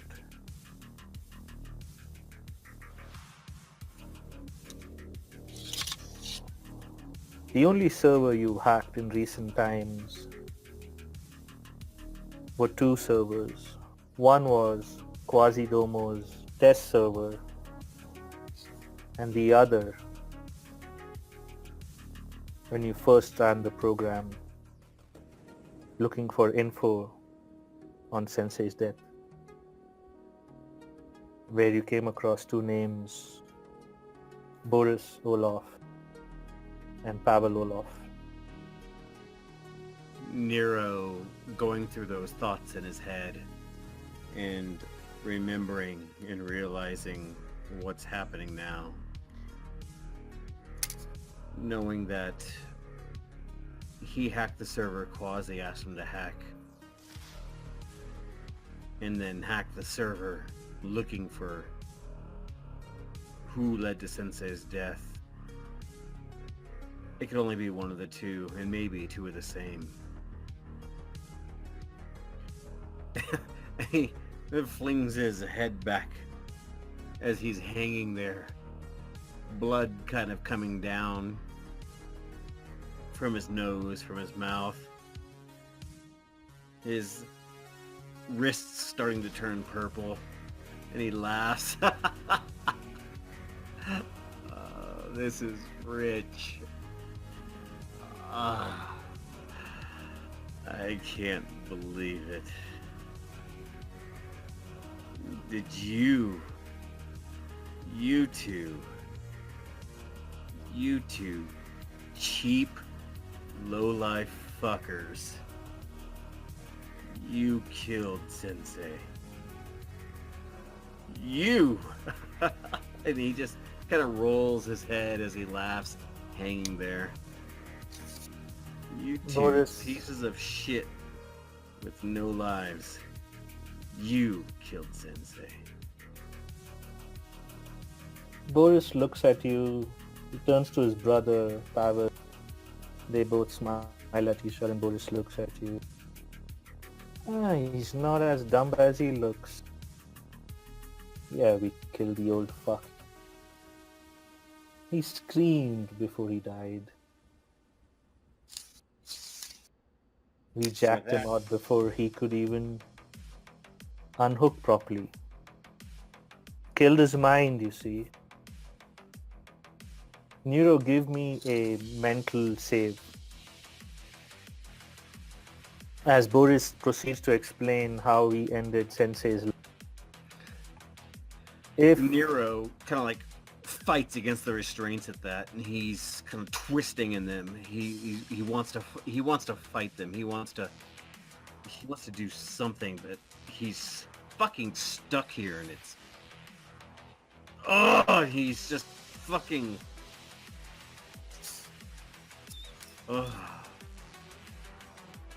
he's just twisting, and he's tortured by the thought of Sensei's death. And Boris starts explaining, if there is a path that a street samurai takes, a path of righteousness, a path of Bushido where one would live by, so do hackers. And to a hacker, the mind is everything. Boris just didn't put a bullet through Sensei's head. He didn't kill him, dismember him, eviscerate him. No, Boris killed his mind first before he killed the body. And you see Boris is just smiling. Niroshima is straining against his restraints, leaning towards Boris, just doing what he can to try and get at him, knowing it's futile, but just pushing towards him and straining against the restraints. Just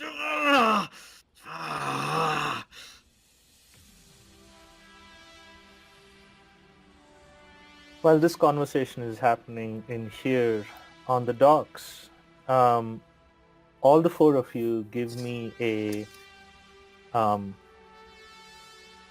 how we could do a something to track your prey. What do you think each of you would use to track? Notice. Okay, give me a notice plus intelligence for this one. Trauma. Machine. Are you using notice? Anything else from your repertoire?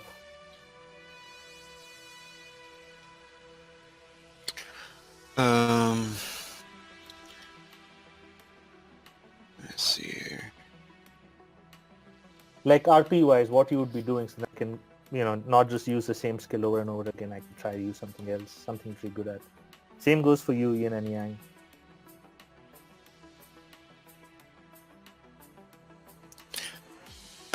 I'm looking for any vehicles or anything that looks out of place. I'm guessing Yin would have said what we're looking for after we argued. Yeah, paramilitary. She did mention as she was on the phone, yeah. Yeah, so I would be looking for that sort of thing. I could use... I tell you what, I get on my compad and I actually get through to one of the dragons and I punch in the line, paramilitary at the docks, locate. And I would use connect for that. Okay, go ahead and roll your connect plus charisma. All right. Yin, what would you like to use? So Yin is going to be kind of sneaking around to different corners of the docks, just making sure, especially there's no traps set up just in case, seeing if anyone's hiding in the shadows. I don't know if I can do like maybe an intelligence plus sneak, just kind of knowing how to play itself. Okay, sounds good. Go ahead, go for that. Yeah. My computer's being a little bit buggy right now, so Yeah, it is. I've noticed that. yeah. I can do the drop-down menu.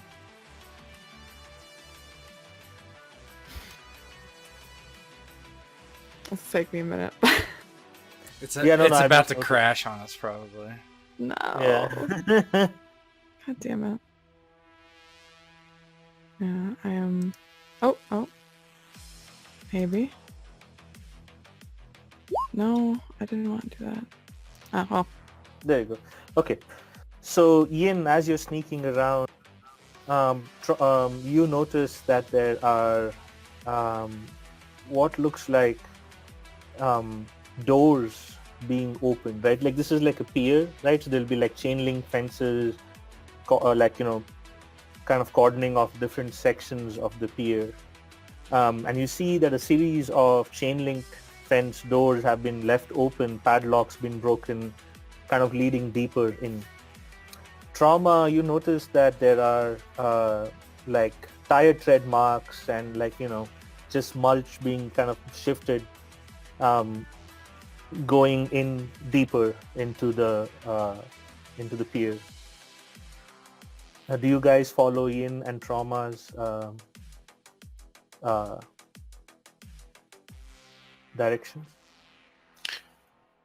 Machine is going to have his combat rifle in his hands and scanning the rooftops and stuff and any shadows,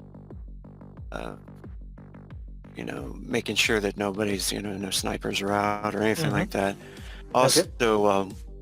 Also, I imagine he would be watching the ground as he's moving.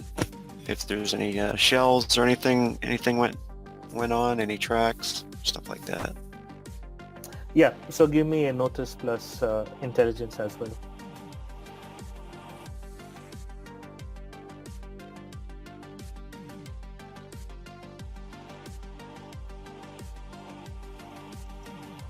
And I'm just clicking the skills button up here. Yes. Yep. Skills and then select notice and then choose int. I hit notice, ask for a modifier. No modifier. Human intelligence. Okay, sorry. All right. So, Machine, you see that all the spots that you generally find a sniper, nobody's there. You also notice that there seems to have been vehicular traffic in and out of this place, but there's nothing around at the moment. Yin definitely has a sense of direction right now with finding all those padlock gates opened and it's kind of leading further, into the pier there. Trauma, you've seen tire tracks also leading in that direction. Tracks further in. That's We probably should- where he is. Should be cautious. And hey, in case they're all in one space, your motions to the rocket launcher on Machine's back. Might be easy to take them out with that.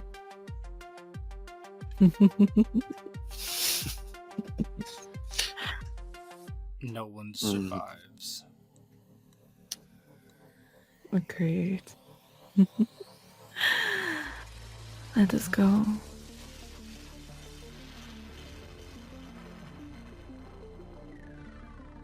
All right. Let us- Did my As you did my guys- contacts ever respond? Yes. Okay. So as you start following Yin's direction and Trauma sense, and then Machine kind of looking out for any trouble, you don't see anything.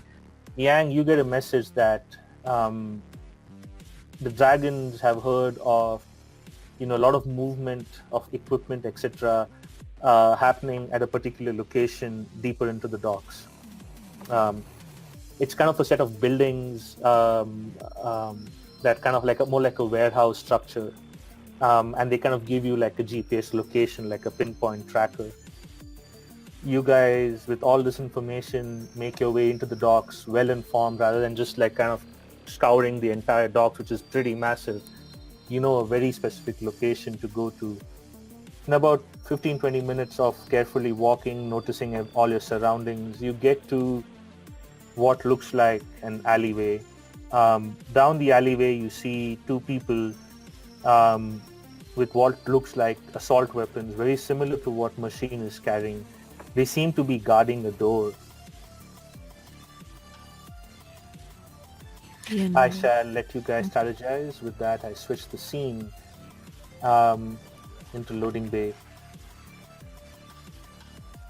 Nero, as Boris and Pavel are taunting you, you hear a voice from kind of further back in the room. That is enough, I believe. We need not give the whole game away, gents. And from deeper within the shadows, Nero, you see 3 people step out.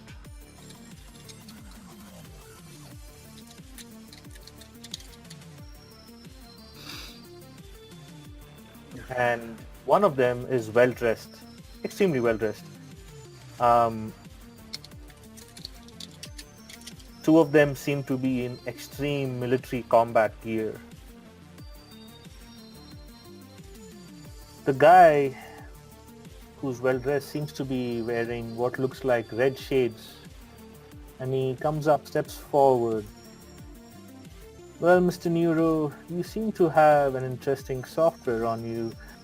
The name is Shades, and I work for the Daybreak Syndicate.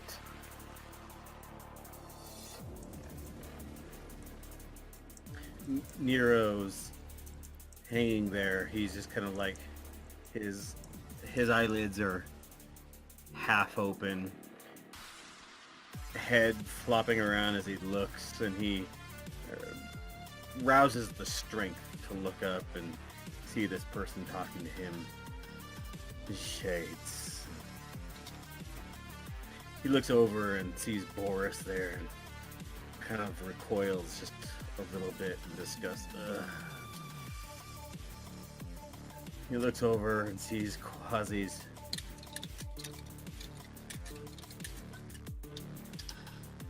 floor.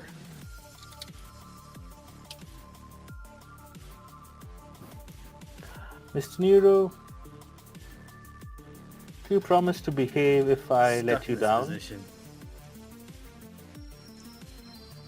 Sorry, you were cutting out. What do you say? Hey, Doc, can you hear me? You have my attention. Hey, Doc, can you hear me?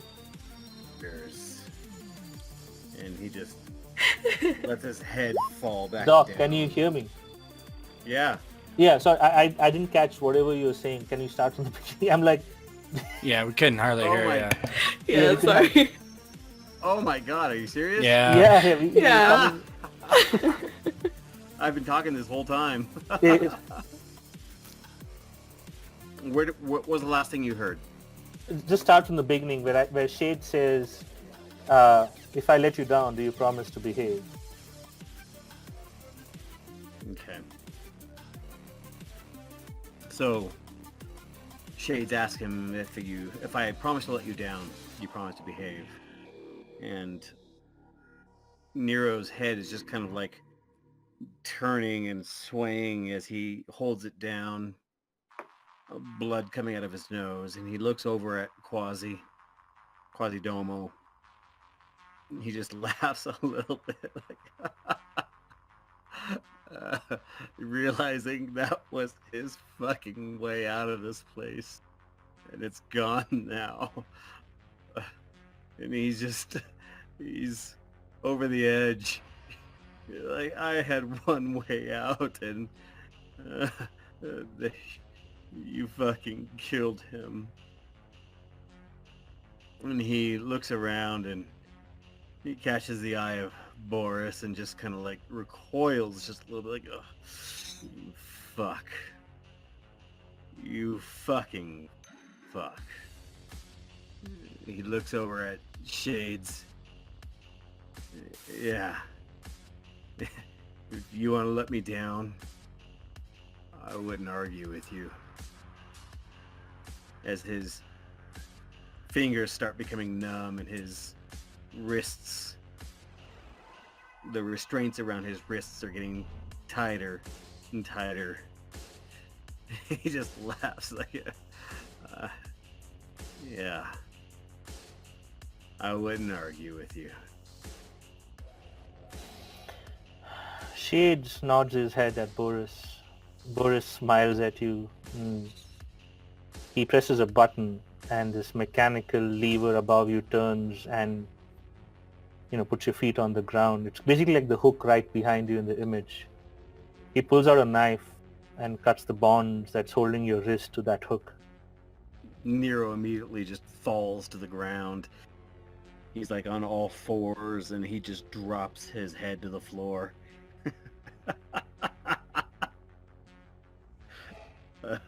And he's just kind of like losing it. Nero, get a hold of yourself. It's not time to lose your mind just yet. The rabbit hole goes deeper. Would you like to know more? I don't know what the fuck you're trying to get at, or who you even are. I had one fucking way out of this place, and you made sure that didn't happen. I guess I don't really have a choice, do I? I don't have a fucking choice. So go ahead. Lead on, Shades.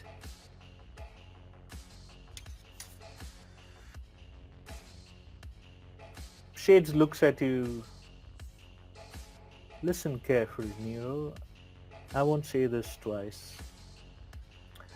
You have skills I could use. The Boris brothers have their uses, but they are not nuanced like you. After all, you are in the position of the software, not them. So right now you're an asset to me, to my organization. You can choose to behave like an asset, or you can choose to behave like an adolescent, crying at the death of someone. Kind of smirks. Inconsequential. What about Val, my friend? He was in the car. What about He him? was Is just he gonna in be the okay? way. We don't know. We don't care, Nero. You are a hacker. You need to worry about just one person, yourself.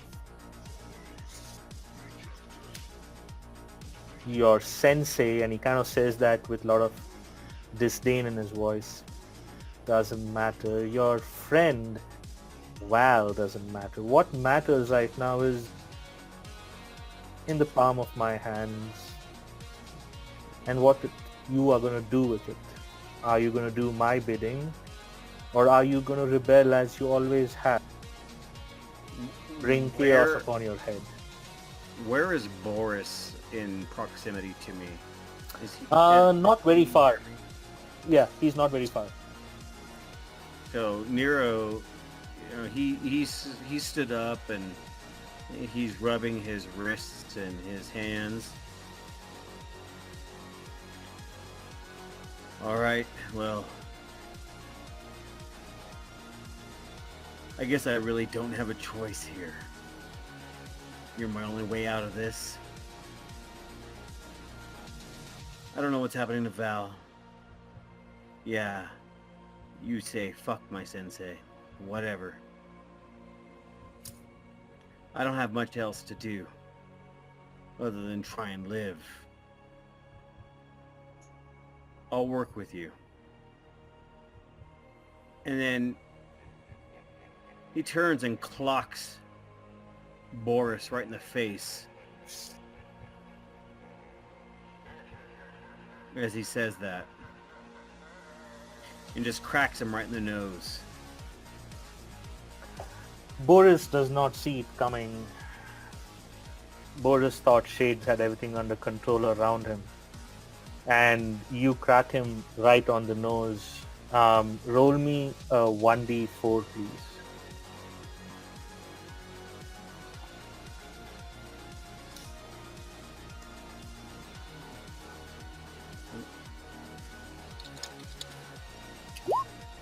Nice. And you break Boris's nose immediately, and blood starts profusely flowing down from his nose. You fuck! You miserable little fuck! And he starts coming at you. And And- Nero puts his hands up in the air. All right, I'll do what you need. Shades, I'll do what you want. Shades looks at you, looks at Boris, shakes his head. That was to be expected, Boris. Next time, don't go gloating on acts of murder that you have committed to people who care about the victim. He takes off his glasses, and you can see that his eyes are actually not biological eyes. The eyes have implants. He wipes the shades and puts them back in. Well, Nero, it looks like you have made more than your fair share of enemies on Icarus One. The biggest of them all, it seems, is you've got the Chakraview Syndicate after you now. And they've sent one of their top operatives to kill you. You want to know Nero what was just kind of confused and like, I don't even know who that is, man. I was trying to get out of Icarus. And when you say that, Shades is now circling you, and he kind of like, flicks you on your forehead. Fool. It is important to know your surroundings, not just in cyberspace, but in real space as well. Mr. Sachs, Mr. Sachs and his organization is after you. Do you know the force that someone like that can bring to bear on you? And Nero is just kind of reeling from confusion. And you can see the confusion on his face as he scrunches his brow and squints his eyes. Mr. Sachs, I just spoke to him. I thought I gave him intel that he needed, that he'd want. The fuck is he after me for?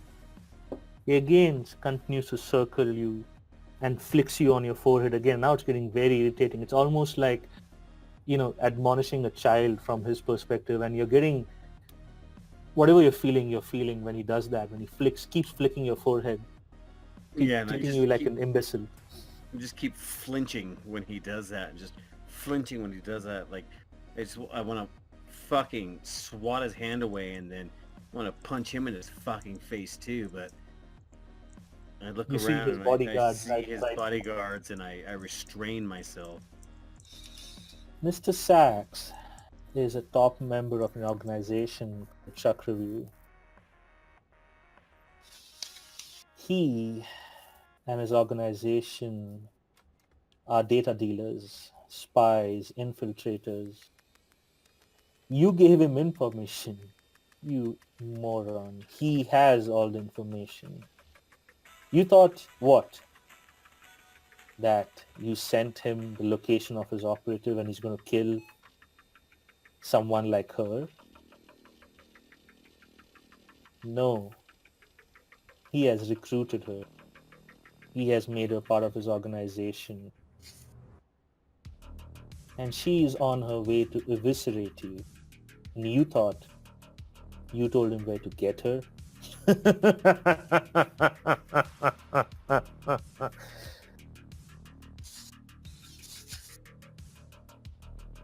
No. Nero just has a look of slight confusion, for being punched, from being hung up on the rack, from everything. He's just trying to take it all in, and it's all so confusing, and just finally, fuck, you're my only goddamn way out of it.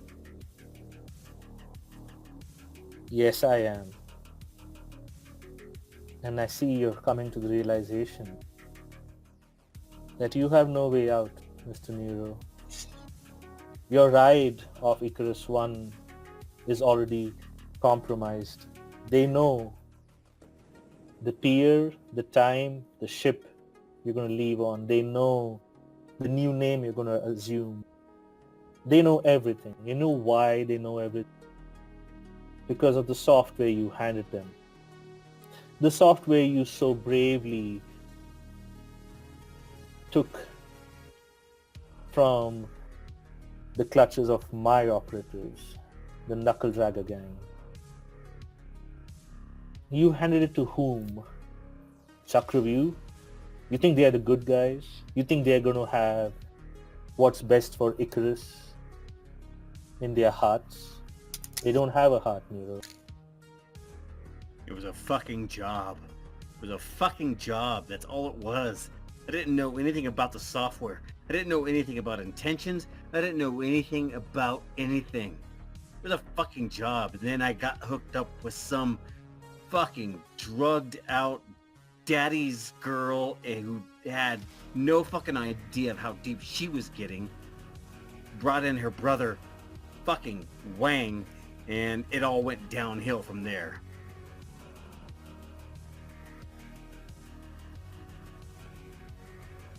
Yes, it all went downhill from there. We underestimated her. We underestimated the operative. We underestimated the relationships within Icarus One, and that is our fault. But there are ways to make amends. And tell me, Nero, think about it and tell me, do you like to be a rat forever scurrying around the sewage of a place like Icarus One, or do you want to be above all the shit, looking down, seeing the larger picture, not being driven, but the one driving? And with that, as that question is said, and you as the camera starts focusing, the scene switches to the alleyway. Not here. One more. Yep, here. Yang, Trauma, Yin, and Machine. How do you proceed? So Yin and Yang are going to be, as usual, similar to what they did in the Knuckle Dragger hideout. Be sneaking up on these two individuals to try and take them out. All right. Go ahead and give me your sneak roll, both of you. Right before we're going to enact that, Yang turns to Trauma and Machine. I've been thinking. Keep Nero alive. Takes a deep breath. There's questions that need answered. And He needs to die. no. Not if at all possible. Something isn't right. Just make sure the credits come in. He's as good as alive. Do not worry. You will be paid. And he begins to sneak up on the guys, keeping to the walls.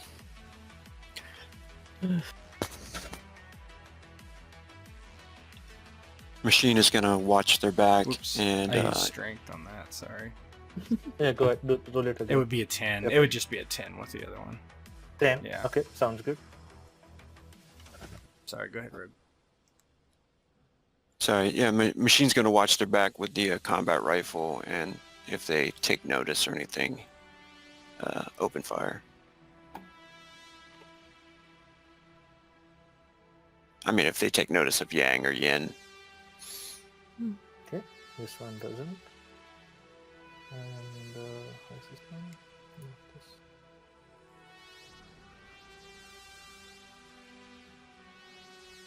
All right. So Yin,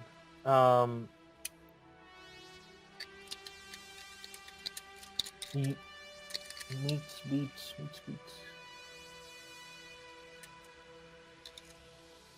So Yin, you go unnoticed. How does it look as you prepare for what is it that you're doing? So Yin will most likely take the farther one. Okay. She sneaks around in the darkness, making sure to hide behind some of the crates, observing their eye movements if she can. Sticking to the darkness, staying low. Eventually just gets close enough, kind of within running distance, to be able to take him out very swiftly. Study his movement, study what he has, see if he has kind of a rotation that he goes on in his movements over the next minute, basically. All right.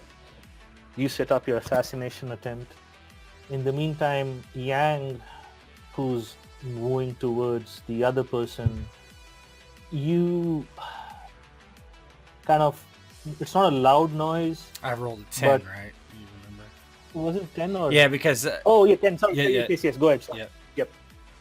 Go ahead. So how does that yeah, look? he keeps to the shadows mostly, stopping, waiting for the guy to turn around before he moves, trying to be very light on his feet, not step on anything loud, just being very patient, very, very quiet. Okay. And Yang, you see your sister is set up, and you know what her general mode of operation is in this. You give her a full minute for a preparation, at which point both of you attack. What does this look like? Roll your attacks. I think, Yin, yours is straight up assassination.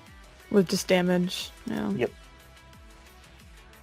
Suyin will wait that minute, take a quick glance over to where she assumes her brother is, knowing that when she moves, he will too.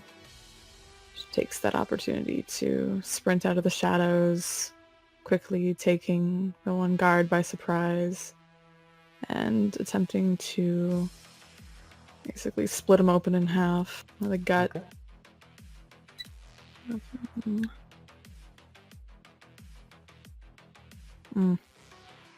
Wait, I don't think you need to roll an attack for assassination. I think just the damage. No, I thought Or we they just were auto- auto killed. That's what I thought. I think they're Yeah. auto kill. For Okay. melee, Extra- definitely extra it's an auto thing. kill. Um,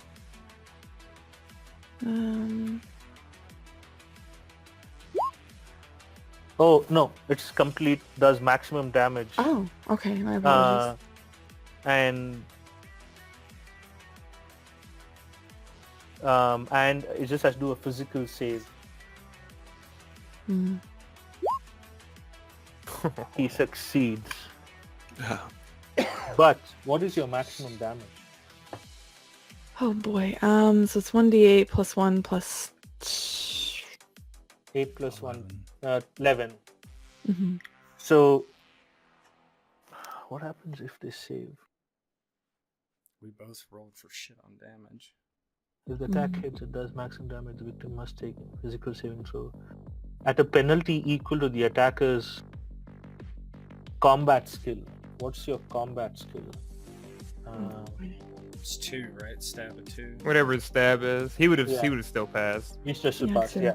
So he's not mortally wounded, but you basically chop his arm off, like, completely. And he's like, what the fuck? In turn, Yang, you hit this guy for 5 damage, and you basically make a deep gash on his back. And with that, we enter initiative.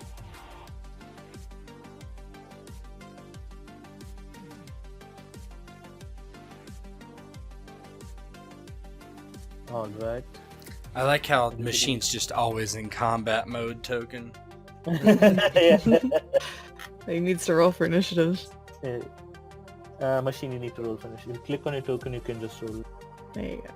He rolled. He's on. Oh, there he is. Now Nice. he is. Awesome. Now he is. All right. Trauma, you're up. So, trying to keep our advantage. I mean, I have a clear shot, but trying to keep our advantage of being silent for the most part, without any gunshots. Sorry, 1 second. Mhm.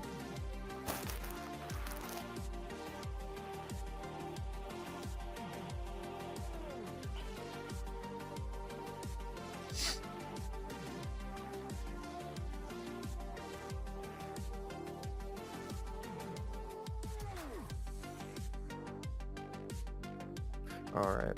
I'm actually gonna try to kind of run forward and Okay. just kind of bull tackle this guy and knock him over and let the other two take care of him. All right.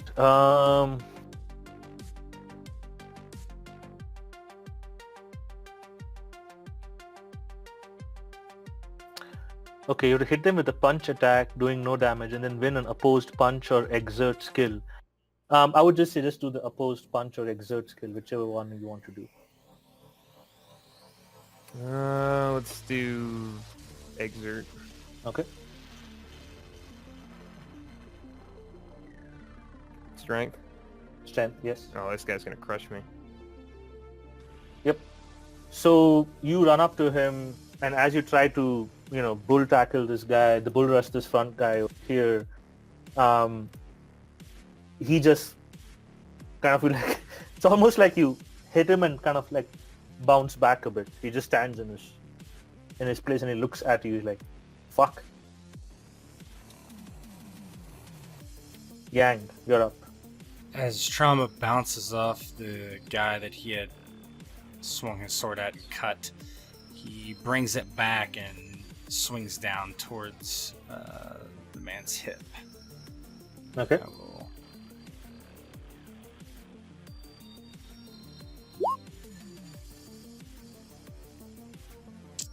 So if that's a Yep. if that's a fail, I still hit with shock damage as if it was AC 10.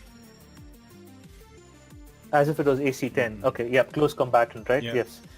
So what you notice is that your weapon, right, it definitely bounces off the armor, and you can see now at close range that this is definitely combat armor that they're wearing, extremely powerful. You can see it kind of matches what Trauma is also wearing. But your blade definitely ends up nicking him along his, his leg where the armor is not as much. Okay. Ian. Ian looks at the one's fallen arm on the ground and smiles under her mask. Gestures to the other one. I'll take that one too. Before she comes at him with her sword again. Okay.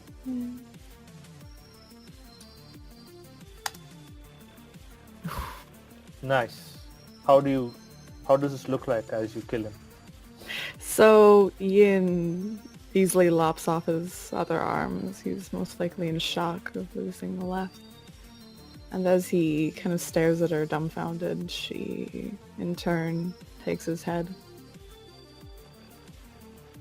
Nice. Machine, you're up.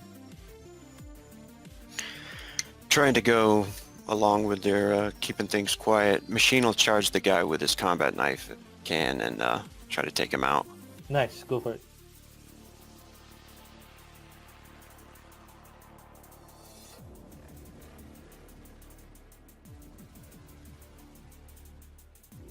Nice. That's exactly what was needed. How does this look as you take him out? So Machine sees there's a little bit of trouble. He takes off running, charging as quick as possible, lets the combat rifle come down on his strap, whips the combat knife out of the sheath and just rips it across underneath the dude's chin. Spurt of blood. Kicks the guy to the ground. Nice. Awesome. With that, the door is now open. The entryway is clear. You guys proceed deeper into the warehouse. Eventually you get to a door behind which you can hear voices on the other side. In the meantime, the scene switches over to within the loading bay. Nero, how do you answer to the last question posed to you? Can you remind me again?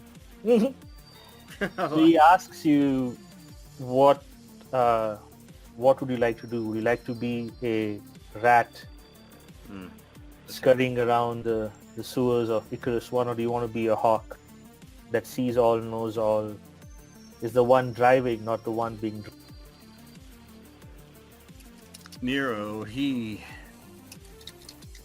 knows that he's not in a position to really call the shots right now.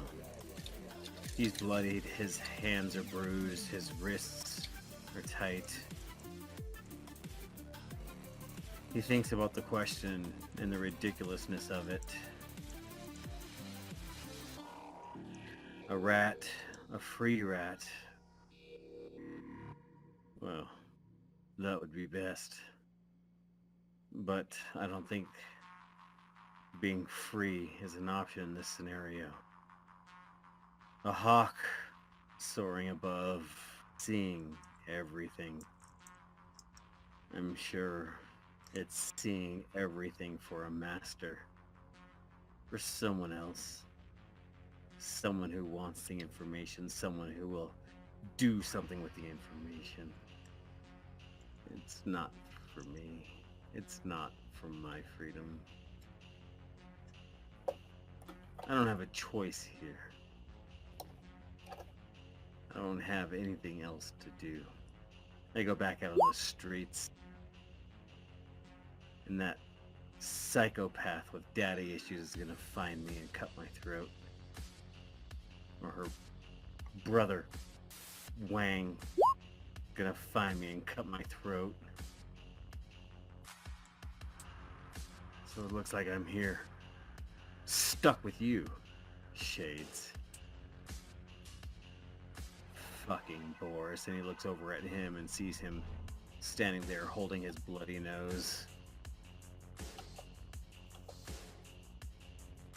Looks like you have me. Looks like you have me right where you fucking want me. Fine. I'll be your hawk. You be the one whose perch I come back down and claw onto.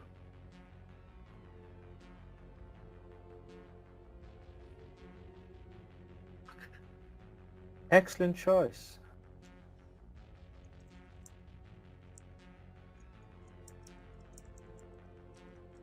Then it's time we leave this place, wouldn't you say? Some blood. You're cutting out again, Doc. Sorry, what was that? And he just spits out some blood. Okay. Well, in that case, that's next in choice, Mr. Nero. Time we leave this place. The Boris brothers, the Olaf brothers have confirmed the software you have is indeed authentic. And can crack any security network. Yeah, that's right. It fucking can do that. So use it. Fucking just use it. I'm not even sure why you fucking need me. You have the software. Go out and use it.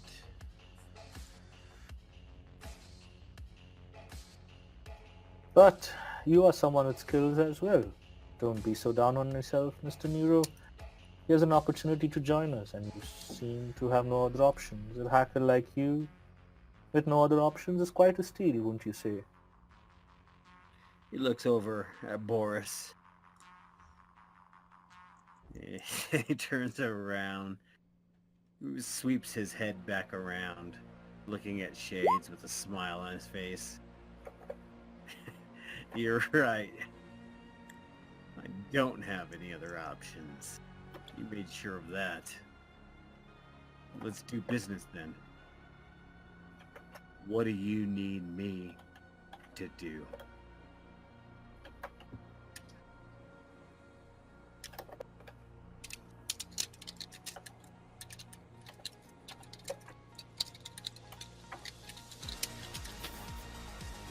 You just follow the orders I gave. Nothing more, nothing less. Time to leave, boys. And with that, the Boris and Pavel, he looks at them, pack up. We are leaving now.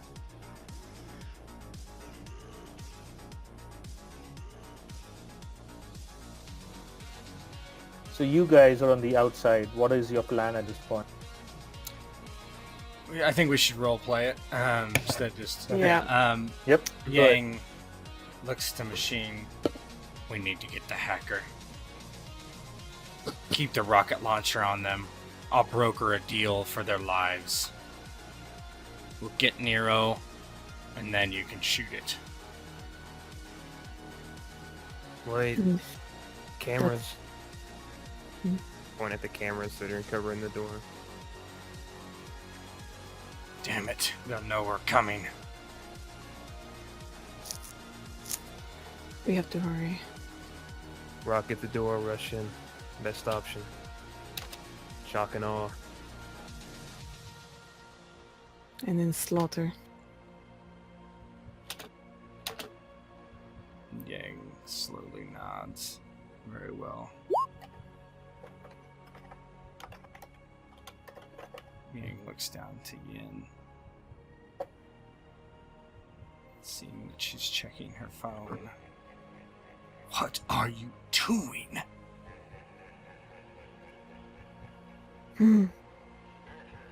Apparently we're getting backup.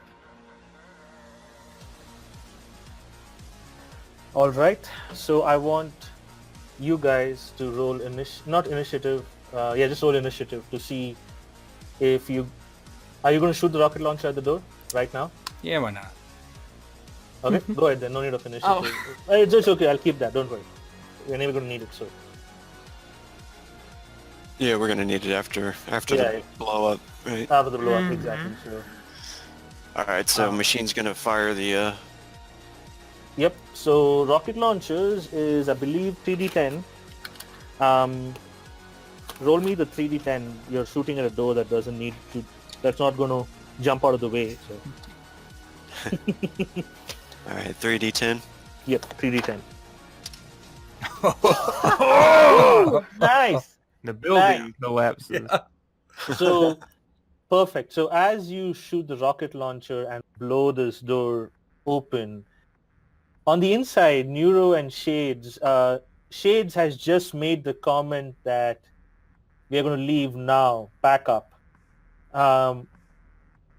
Neuro, you kind of turn around. You hear it first, before they do, because your senses are on high alert. You hear the familiar, like, and the door bursts open, completely blasts open. Neuro, give me a physical save, trying to duck out of the way of the fire.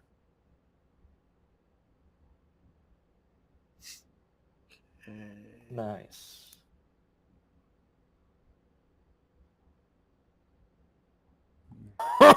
Damn.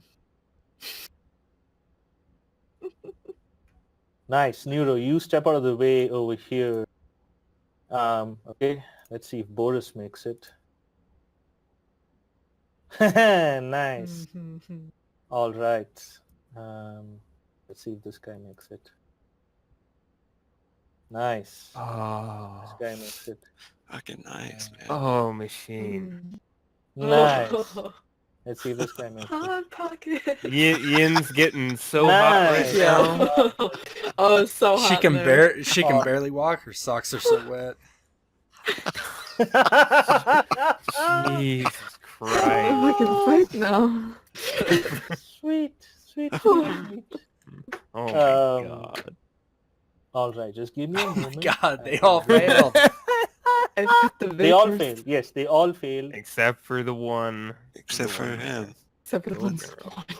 there. Dude, that was perfect. And you guys start walking through this fiery door. Neuro, your eyes, and you can see the person you've been trash talking about to Shades all this while, the one you've been calling Wang, followed by what looks like two folks completely in combat armor walk through the door. This guy, 11 damage. This guy.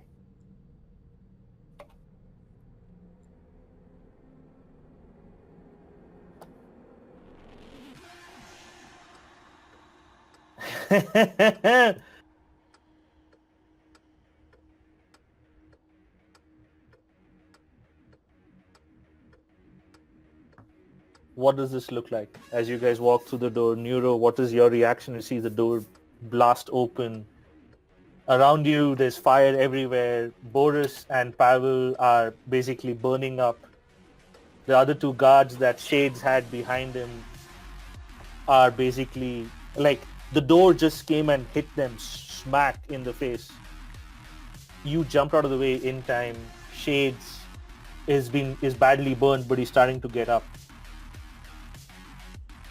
Yeah, the door blasts in, and Nero, just by pure luck, is able to kind of like duck and move around the side of this rig here to get out of the way of the blast. He sees Boris kind of get flown through, and it brings a little bit of a smile to his face. And Nero immediately, as he sees these other people start walking through the door, some that he recognizes vaguely through the smoke, through the trauma of it all, through the ringing in his ears. The ringing in his ears is just the constant thing that is moving him and pressuring him. Through the smoke, he sees these people walk through and immediately turns around and starts running and looking for a way out the back. All right. So give me a notice plus wisdom. You asshole. Your favorite roll. Shades is slowly getting up as you four of you walk through the door. As you can clearly see from the initiative rolls, he is slower than all of you. What do you guys do? Yang, I think I'm the Trauma, fastest. you're yeah, I don't. trauma. I don't know what the init is because we. I was 8. Yeah, I was 5. I was yeah, 5 Yang and as I were well. both 5. I know that part. Yeah, I was 4. You're Yang. Yes. The other Y word. Yeah. So what does this look like? We just Yin. walk in hardcore. Yeah, Yin's gonna, because we're walking in, Yin's definitely gonna be taking point on this. She doesn't give a fuck. She's gonna be in the line of fire first, but she steps into the room Okay. and seeing Miroshima there, she points her sword at him and takes off her mask. She has this crazed, almost, it's just a look of pure fury, pure anger, just directed at Miroshima. She points at him with her sword. There you are.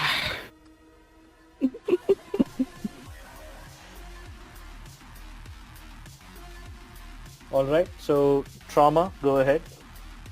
Yeah, I'd walk in looking around, just seeing, making sure dead people are dead, kicking around. When I see Shade start to move, I don't know who this is. I just walk up, put my foot on his back, and then through the mask, no survivors.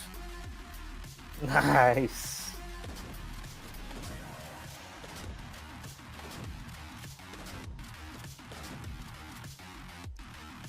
Roll damage.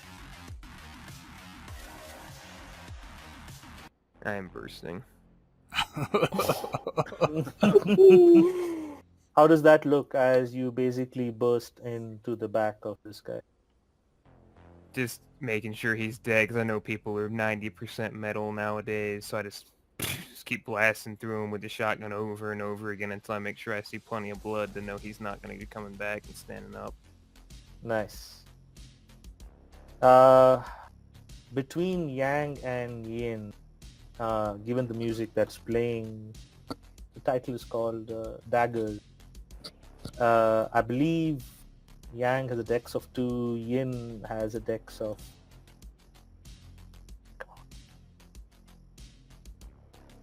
2. 2 as well. So how do you guys proceed at this point? You're both doing things at the same time. Yang is immediately heading for Neuro, running for him. As is Yin. Okay. Neuro, give me an initiative. Son of a bitch. It's actually good. Oh, nice. Yes. So as Neuro, you can see these guys coming at you. What do? You do not find a way out. The only way you see is through that fire. Nero runs at the fire and jumps through. All right. Give me an exert plus strength. Hacker muscles.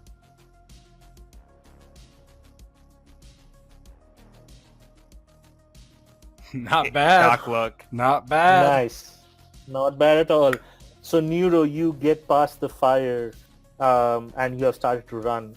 Yin and Yang, as you see that Neuro is running through the fire, he has acted before you. He moves 30 feet. 10 meters. What do you guys do? Yang looks at the fire, hoping his combat armor will protect him, and rushes after him, jumping through the flames or attempting to. Okay. Give me an exert plus dex. And Yin? Yin is going to shout back at Machine, shoot him in the legs, before she takes a leap through the fire Okay. and prepares kind of to throw one of her small blade at Nero. Okay. So Yang, you have made it just past the fire. However, you take 2 points of damage as you move. Yin, give me that exert plus dex. 8 as well. Nice. You take 2 Same points thing. of damage as well to the fire. Machine, you just heard Yin give that command. Are you going to shoot Nero in his legs? Yeah, combat rifle, single shot. Try Okay. to hit him in the leg. Okay. I'm going to say this is a modifier of minus 2.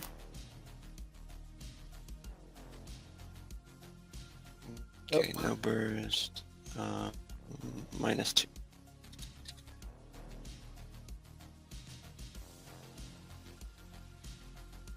18 definitely hits. Neuro, you hear gunfire behind you, and immediately your legs kind of get taken from underneath you as you feel a bullet hit right below your knee as you take 7 points of damage. Nero yells out before he falls to the ground. And he just kind of tumbles forward after jumping through those flames, trying to get away.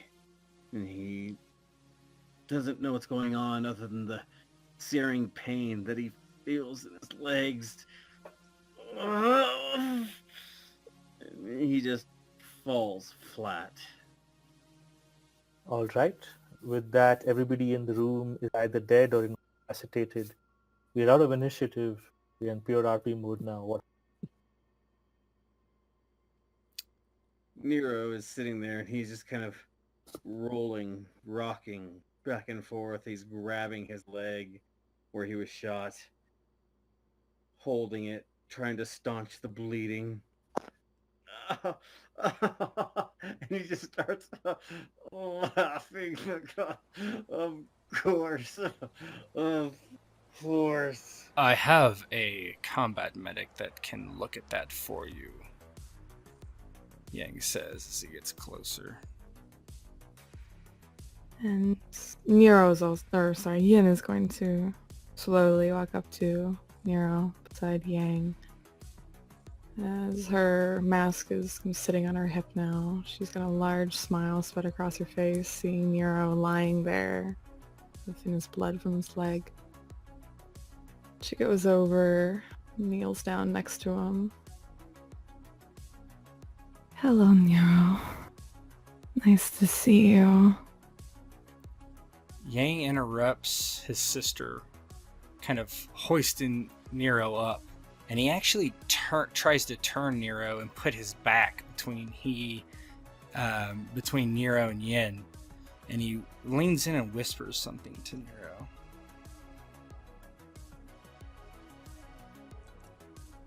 I didn't catch that last I one. Sorry, you tried to. I kind of hoist you up in the air, and I turn you so that my back faces Yin and separates you from Yin.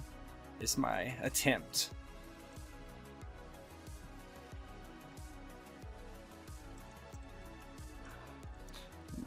Nero's just lying there. He's kind of smiling and half laughing and at the same time grimacing in pain. He grabs his leg. He looks up and kind of sees you standing in the way, and he sees Yin just kind of hovering off behind you in the background. You bitch, you betrayed me. Yeah, I betrayed you. I betrayed You? I defended you. This one, she points at Yang. I trusted you with the technology. You left me at the Untitled. Turned off your phone. How was I to know you weren't betraying me? You never had anyone do such a thing to me in my life. You. I trusted you. With the code breaker. You broke my fucking heart. How fucking dare you? Yeah. You. And he's just kind of like panting a little bit now. The pain in his leg just searing. You made me think that we were legitimate. You made me think that this was actually something fucking worthwhile. What do you mean None. it is? Why did you go rogue? We could have sold the program. He kind of pushes Nero back down. And as he pushes him back down, he looks back over to Yin and looks up and catches her eyes. The fuck is this, and why did you involve him? That's what I'm talking about. This was you and me, a buyer. We had fucking people counting on us. Who the fuck is this? Who was counting on us? It was for money. You were happy to help out my brother and I with our escapades. Money. You say you're helping people. You try to take this high ground. But no, you can't take any high ground here.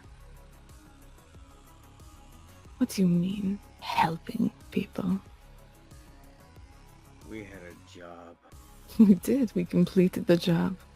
I just got an extra one. You fucked over employer. I... You think that I fucked over my employer? Do you know who I am? No fucking who you are. I've never met you until we were fucking hired for this job. I have no idea who you are. We had a job. We had an employer. We had someone who trusted us to get something done. You fucked me over. You fucked them over. And here we are. What are you talking about? I paid you to make a copy of the program.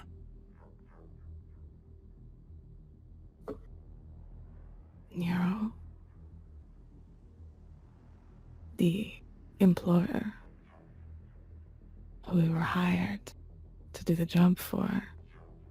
He knows. I didn't fuck anyone over. You're the one who fucked yourself over when you left me. Like, you could have had everything. You could have found out whatever the hell you wanted with that technology. I trusted you with it. I was going to give you free reign. Because I trusted you. You're saying I betrayed my employer. I have nothing but respect for the jobs I do and for who I work for. You understand how you fucked yourself? Yeah. Too. I used it to find out something personal to me. Something that meant something to me. That's all. That's all I did with. That is not all you did.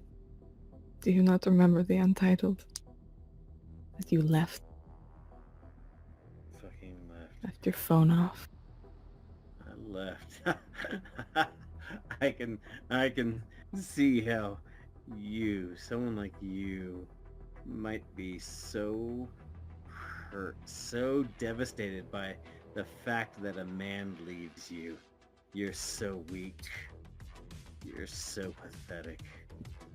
A man leaves you and that turns into this. What did your father do to you?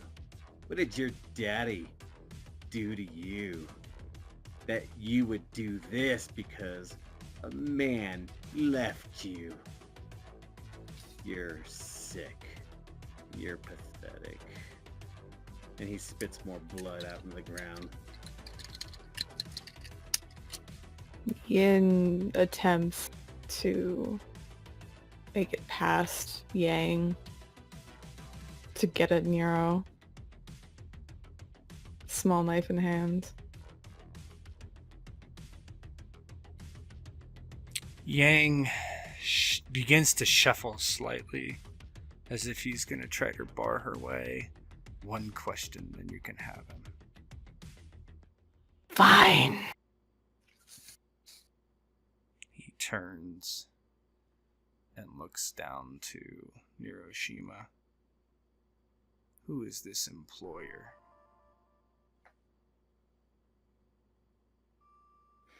And Nero laughs and he looks over at Wang. Spits blood in his face. Then it's torture then.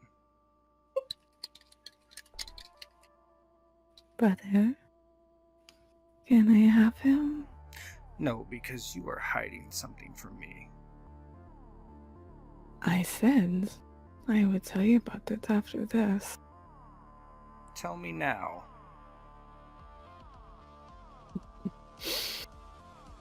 My employers? What are you doing behind my back, sister? Hearing this, Niroshima laughs.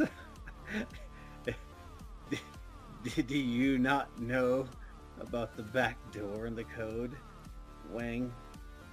Enough. What? You not experienced it? There's a back door in the code. It's worthless. It's worthless. And he just starts laughing and laughing, knowing how worthless this fucking code is that everyone's fighting over. It's fucking worthless. Yin just blinks at Nero.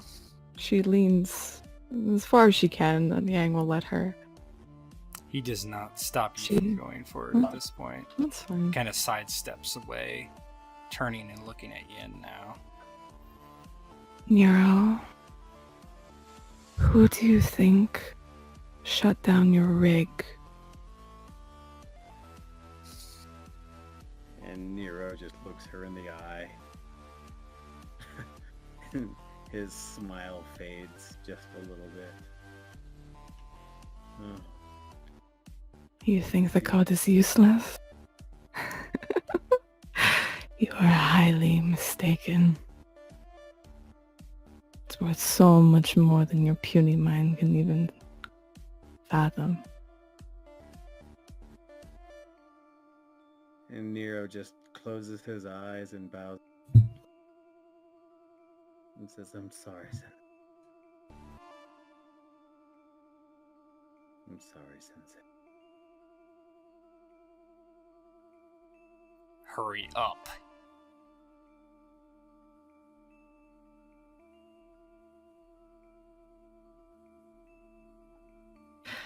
Nin looks down, her phone buzzes.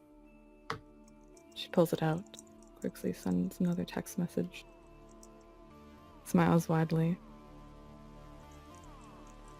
Do you think that maybe we could bring this outside? I have something to show you, brother. I will show you exactly what I'm doing and who I'm working for. As you say that, Nero just starts laughing. He puts his arms out like in the sign of the cross. He's sitting there on his knees, his hands outstretched. Just fucking kill me already. Oh, No. oh, fuck, are you so goddamn incompetent? Oh, you and your brother Wang are first. It's Yang. Get it right. What dead men call me make no difference. Come. Bring this one. I'd like him to see it too. Machine will walk up and kind of grab Nero's leg and start to drag.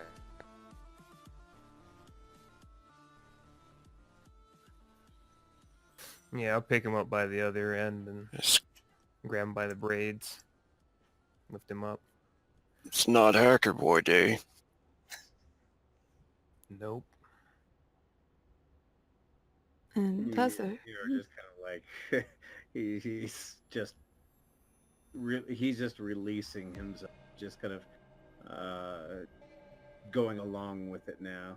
He just his arms trail behind him without even fighting or struggling. Yang has been pacing about the room, Oh. just looking like he's contemplating something as his mask, his mempo hangs open. He's not really responding to Yin at this point. She looks it over at him. Come outside. Fine. Follows you towards the door. Yang, I want you to know that everything I am doing is in the pursuit of what you want, what I want, and what Cousin Kumiko wants. I suppose I will be the judge of that. I think you like this. She'll lead the others outside. You guys, with Machine holding Neuro, Yin taking point, Yang and Trauma following up behind her, start making your way outside. You leave the warehouse, make your way towards the entrance of the dock. As you get outside onto the main part of the dock, you guys stop in your tracks as what looks like an army is standing there waiting for you. And these guys start shooting in your direction as a warning shot about 10 feet in front of your feet. Chain guns start taking off and hitting the dirt.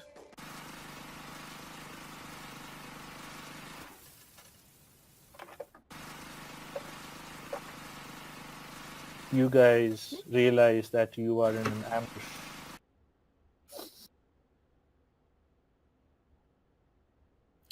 Yang begins to walk backwards.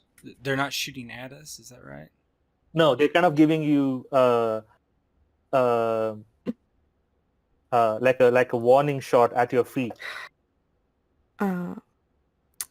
Yin kind of picks up her phone real quick, backing up her bets, calling the contact number. Hearing it ring. You hear the click on the other end. Yes, awaiting orders. Move in. Guns out. Affirmative. And you guys from a distance start hearing, not from a huge distance, but hearing helicopters start coming in. Next thing you know, there are 4 attack choppers above your head. And they open hellfire on the army that's waiting for you on the ground. They shoot rockets, chain guns from the helicopters, taking out each of these assault vehicles and the people connected to them. Next thing you know, all of this is one big smoldering ruin.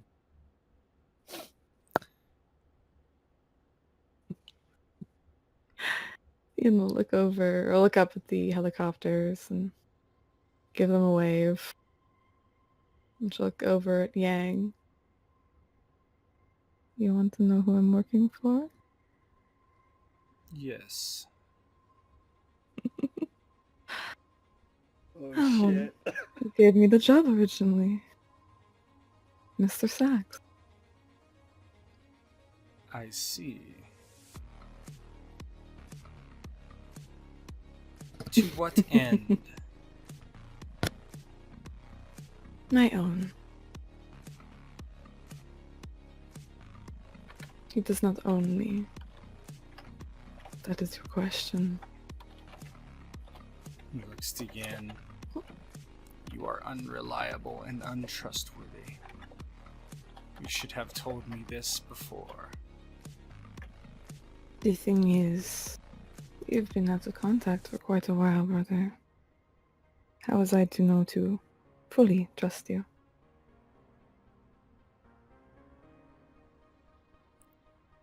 Because But now- what could I ever want besides the downfall of Father, no matter what else it is in life?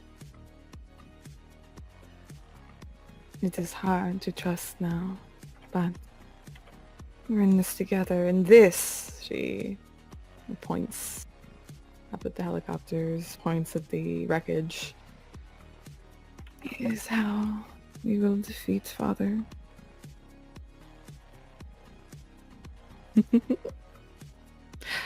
Now, come. Our ride awaits. She'll point up to the helicopter, start walking over. Yang doesn't move. I'll have someone else pick me up. Trauma, with me. I'll take Nero. Fine.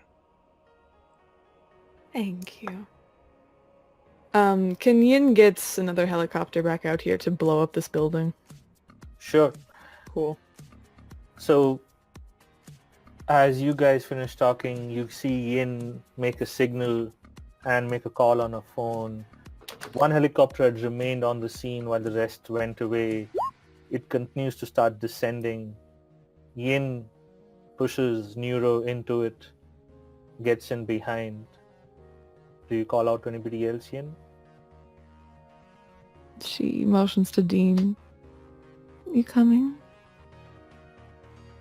Machine will smile and kind of offer a little salute to Trauma and Yang.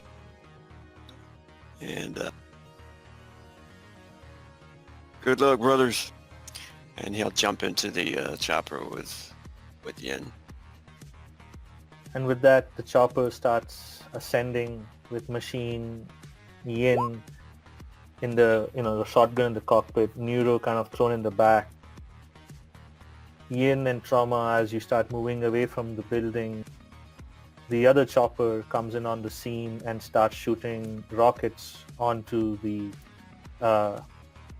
entire dock area where all the warehouse towards your car with that cinematic background. There's just rockets coming in, blasting that entire warehouse district. Yang has really no option but kind of like flinches away from the fire, moves away from that building. Obviously it's far away, but still, I mean, that much of an explosion. Backs away.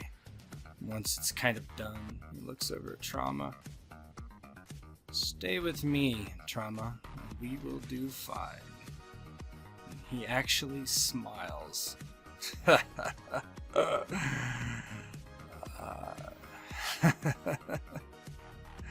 Let's go. Trauma lights up a smoke. Whatever you say, boss. And as the camera zooms out over Icarus, we see in all its glory, the city. A few hours pass by after this, and on Pier 15, there's a ship called the Santa Ana. And as the ship is about to make its departure, a lonely figure is seen walking towards it. with a bandage over their head. The camera cannot get a clear angle on who it is that's walking towards the ship. Soon, the person boards and the ship lets out a long toot and starts departing from its Pier 15. A week passes over Icarus 1. All seems well, and then it's not. A huge explosion is seen on one of the sky rises in the middle of Icarus 1. The news report reels, thousands dead. Watanabe Enterprises research facility in shambles. Watanabe stocks nosediving. Terrorists or an inside job? Raise the question mark.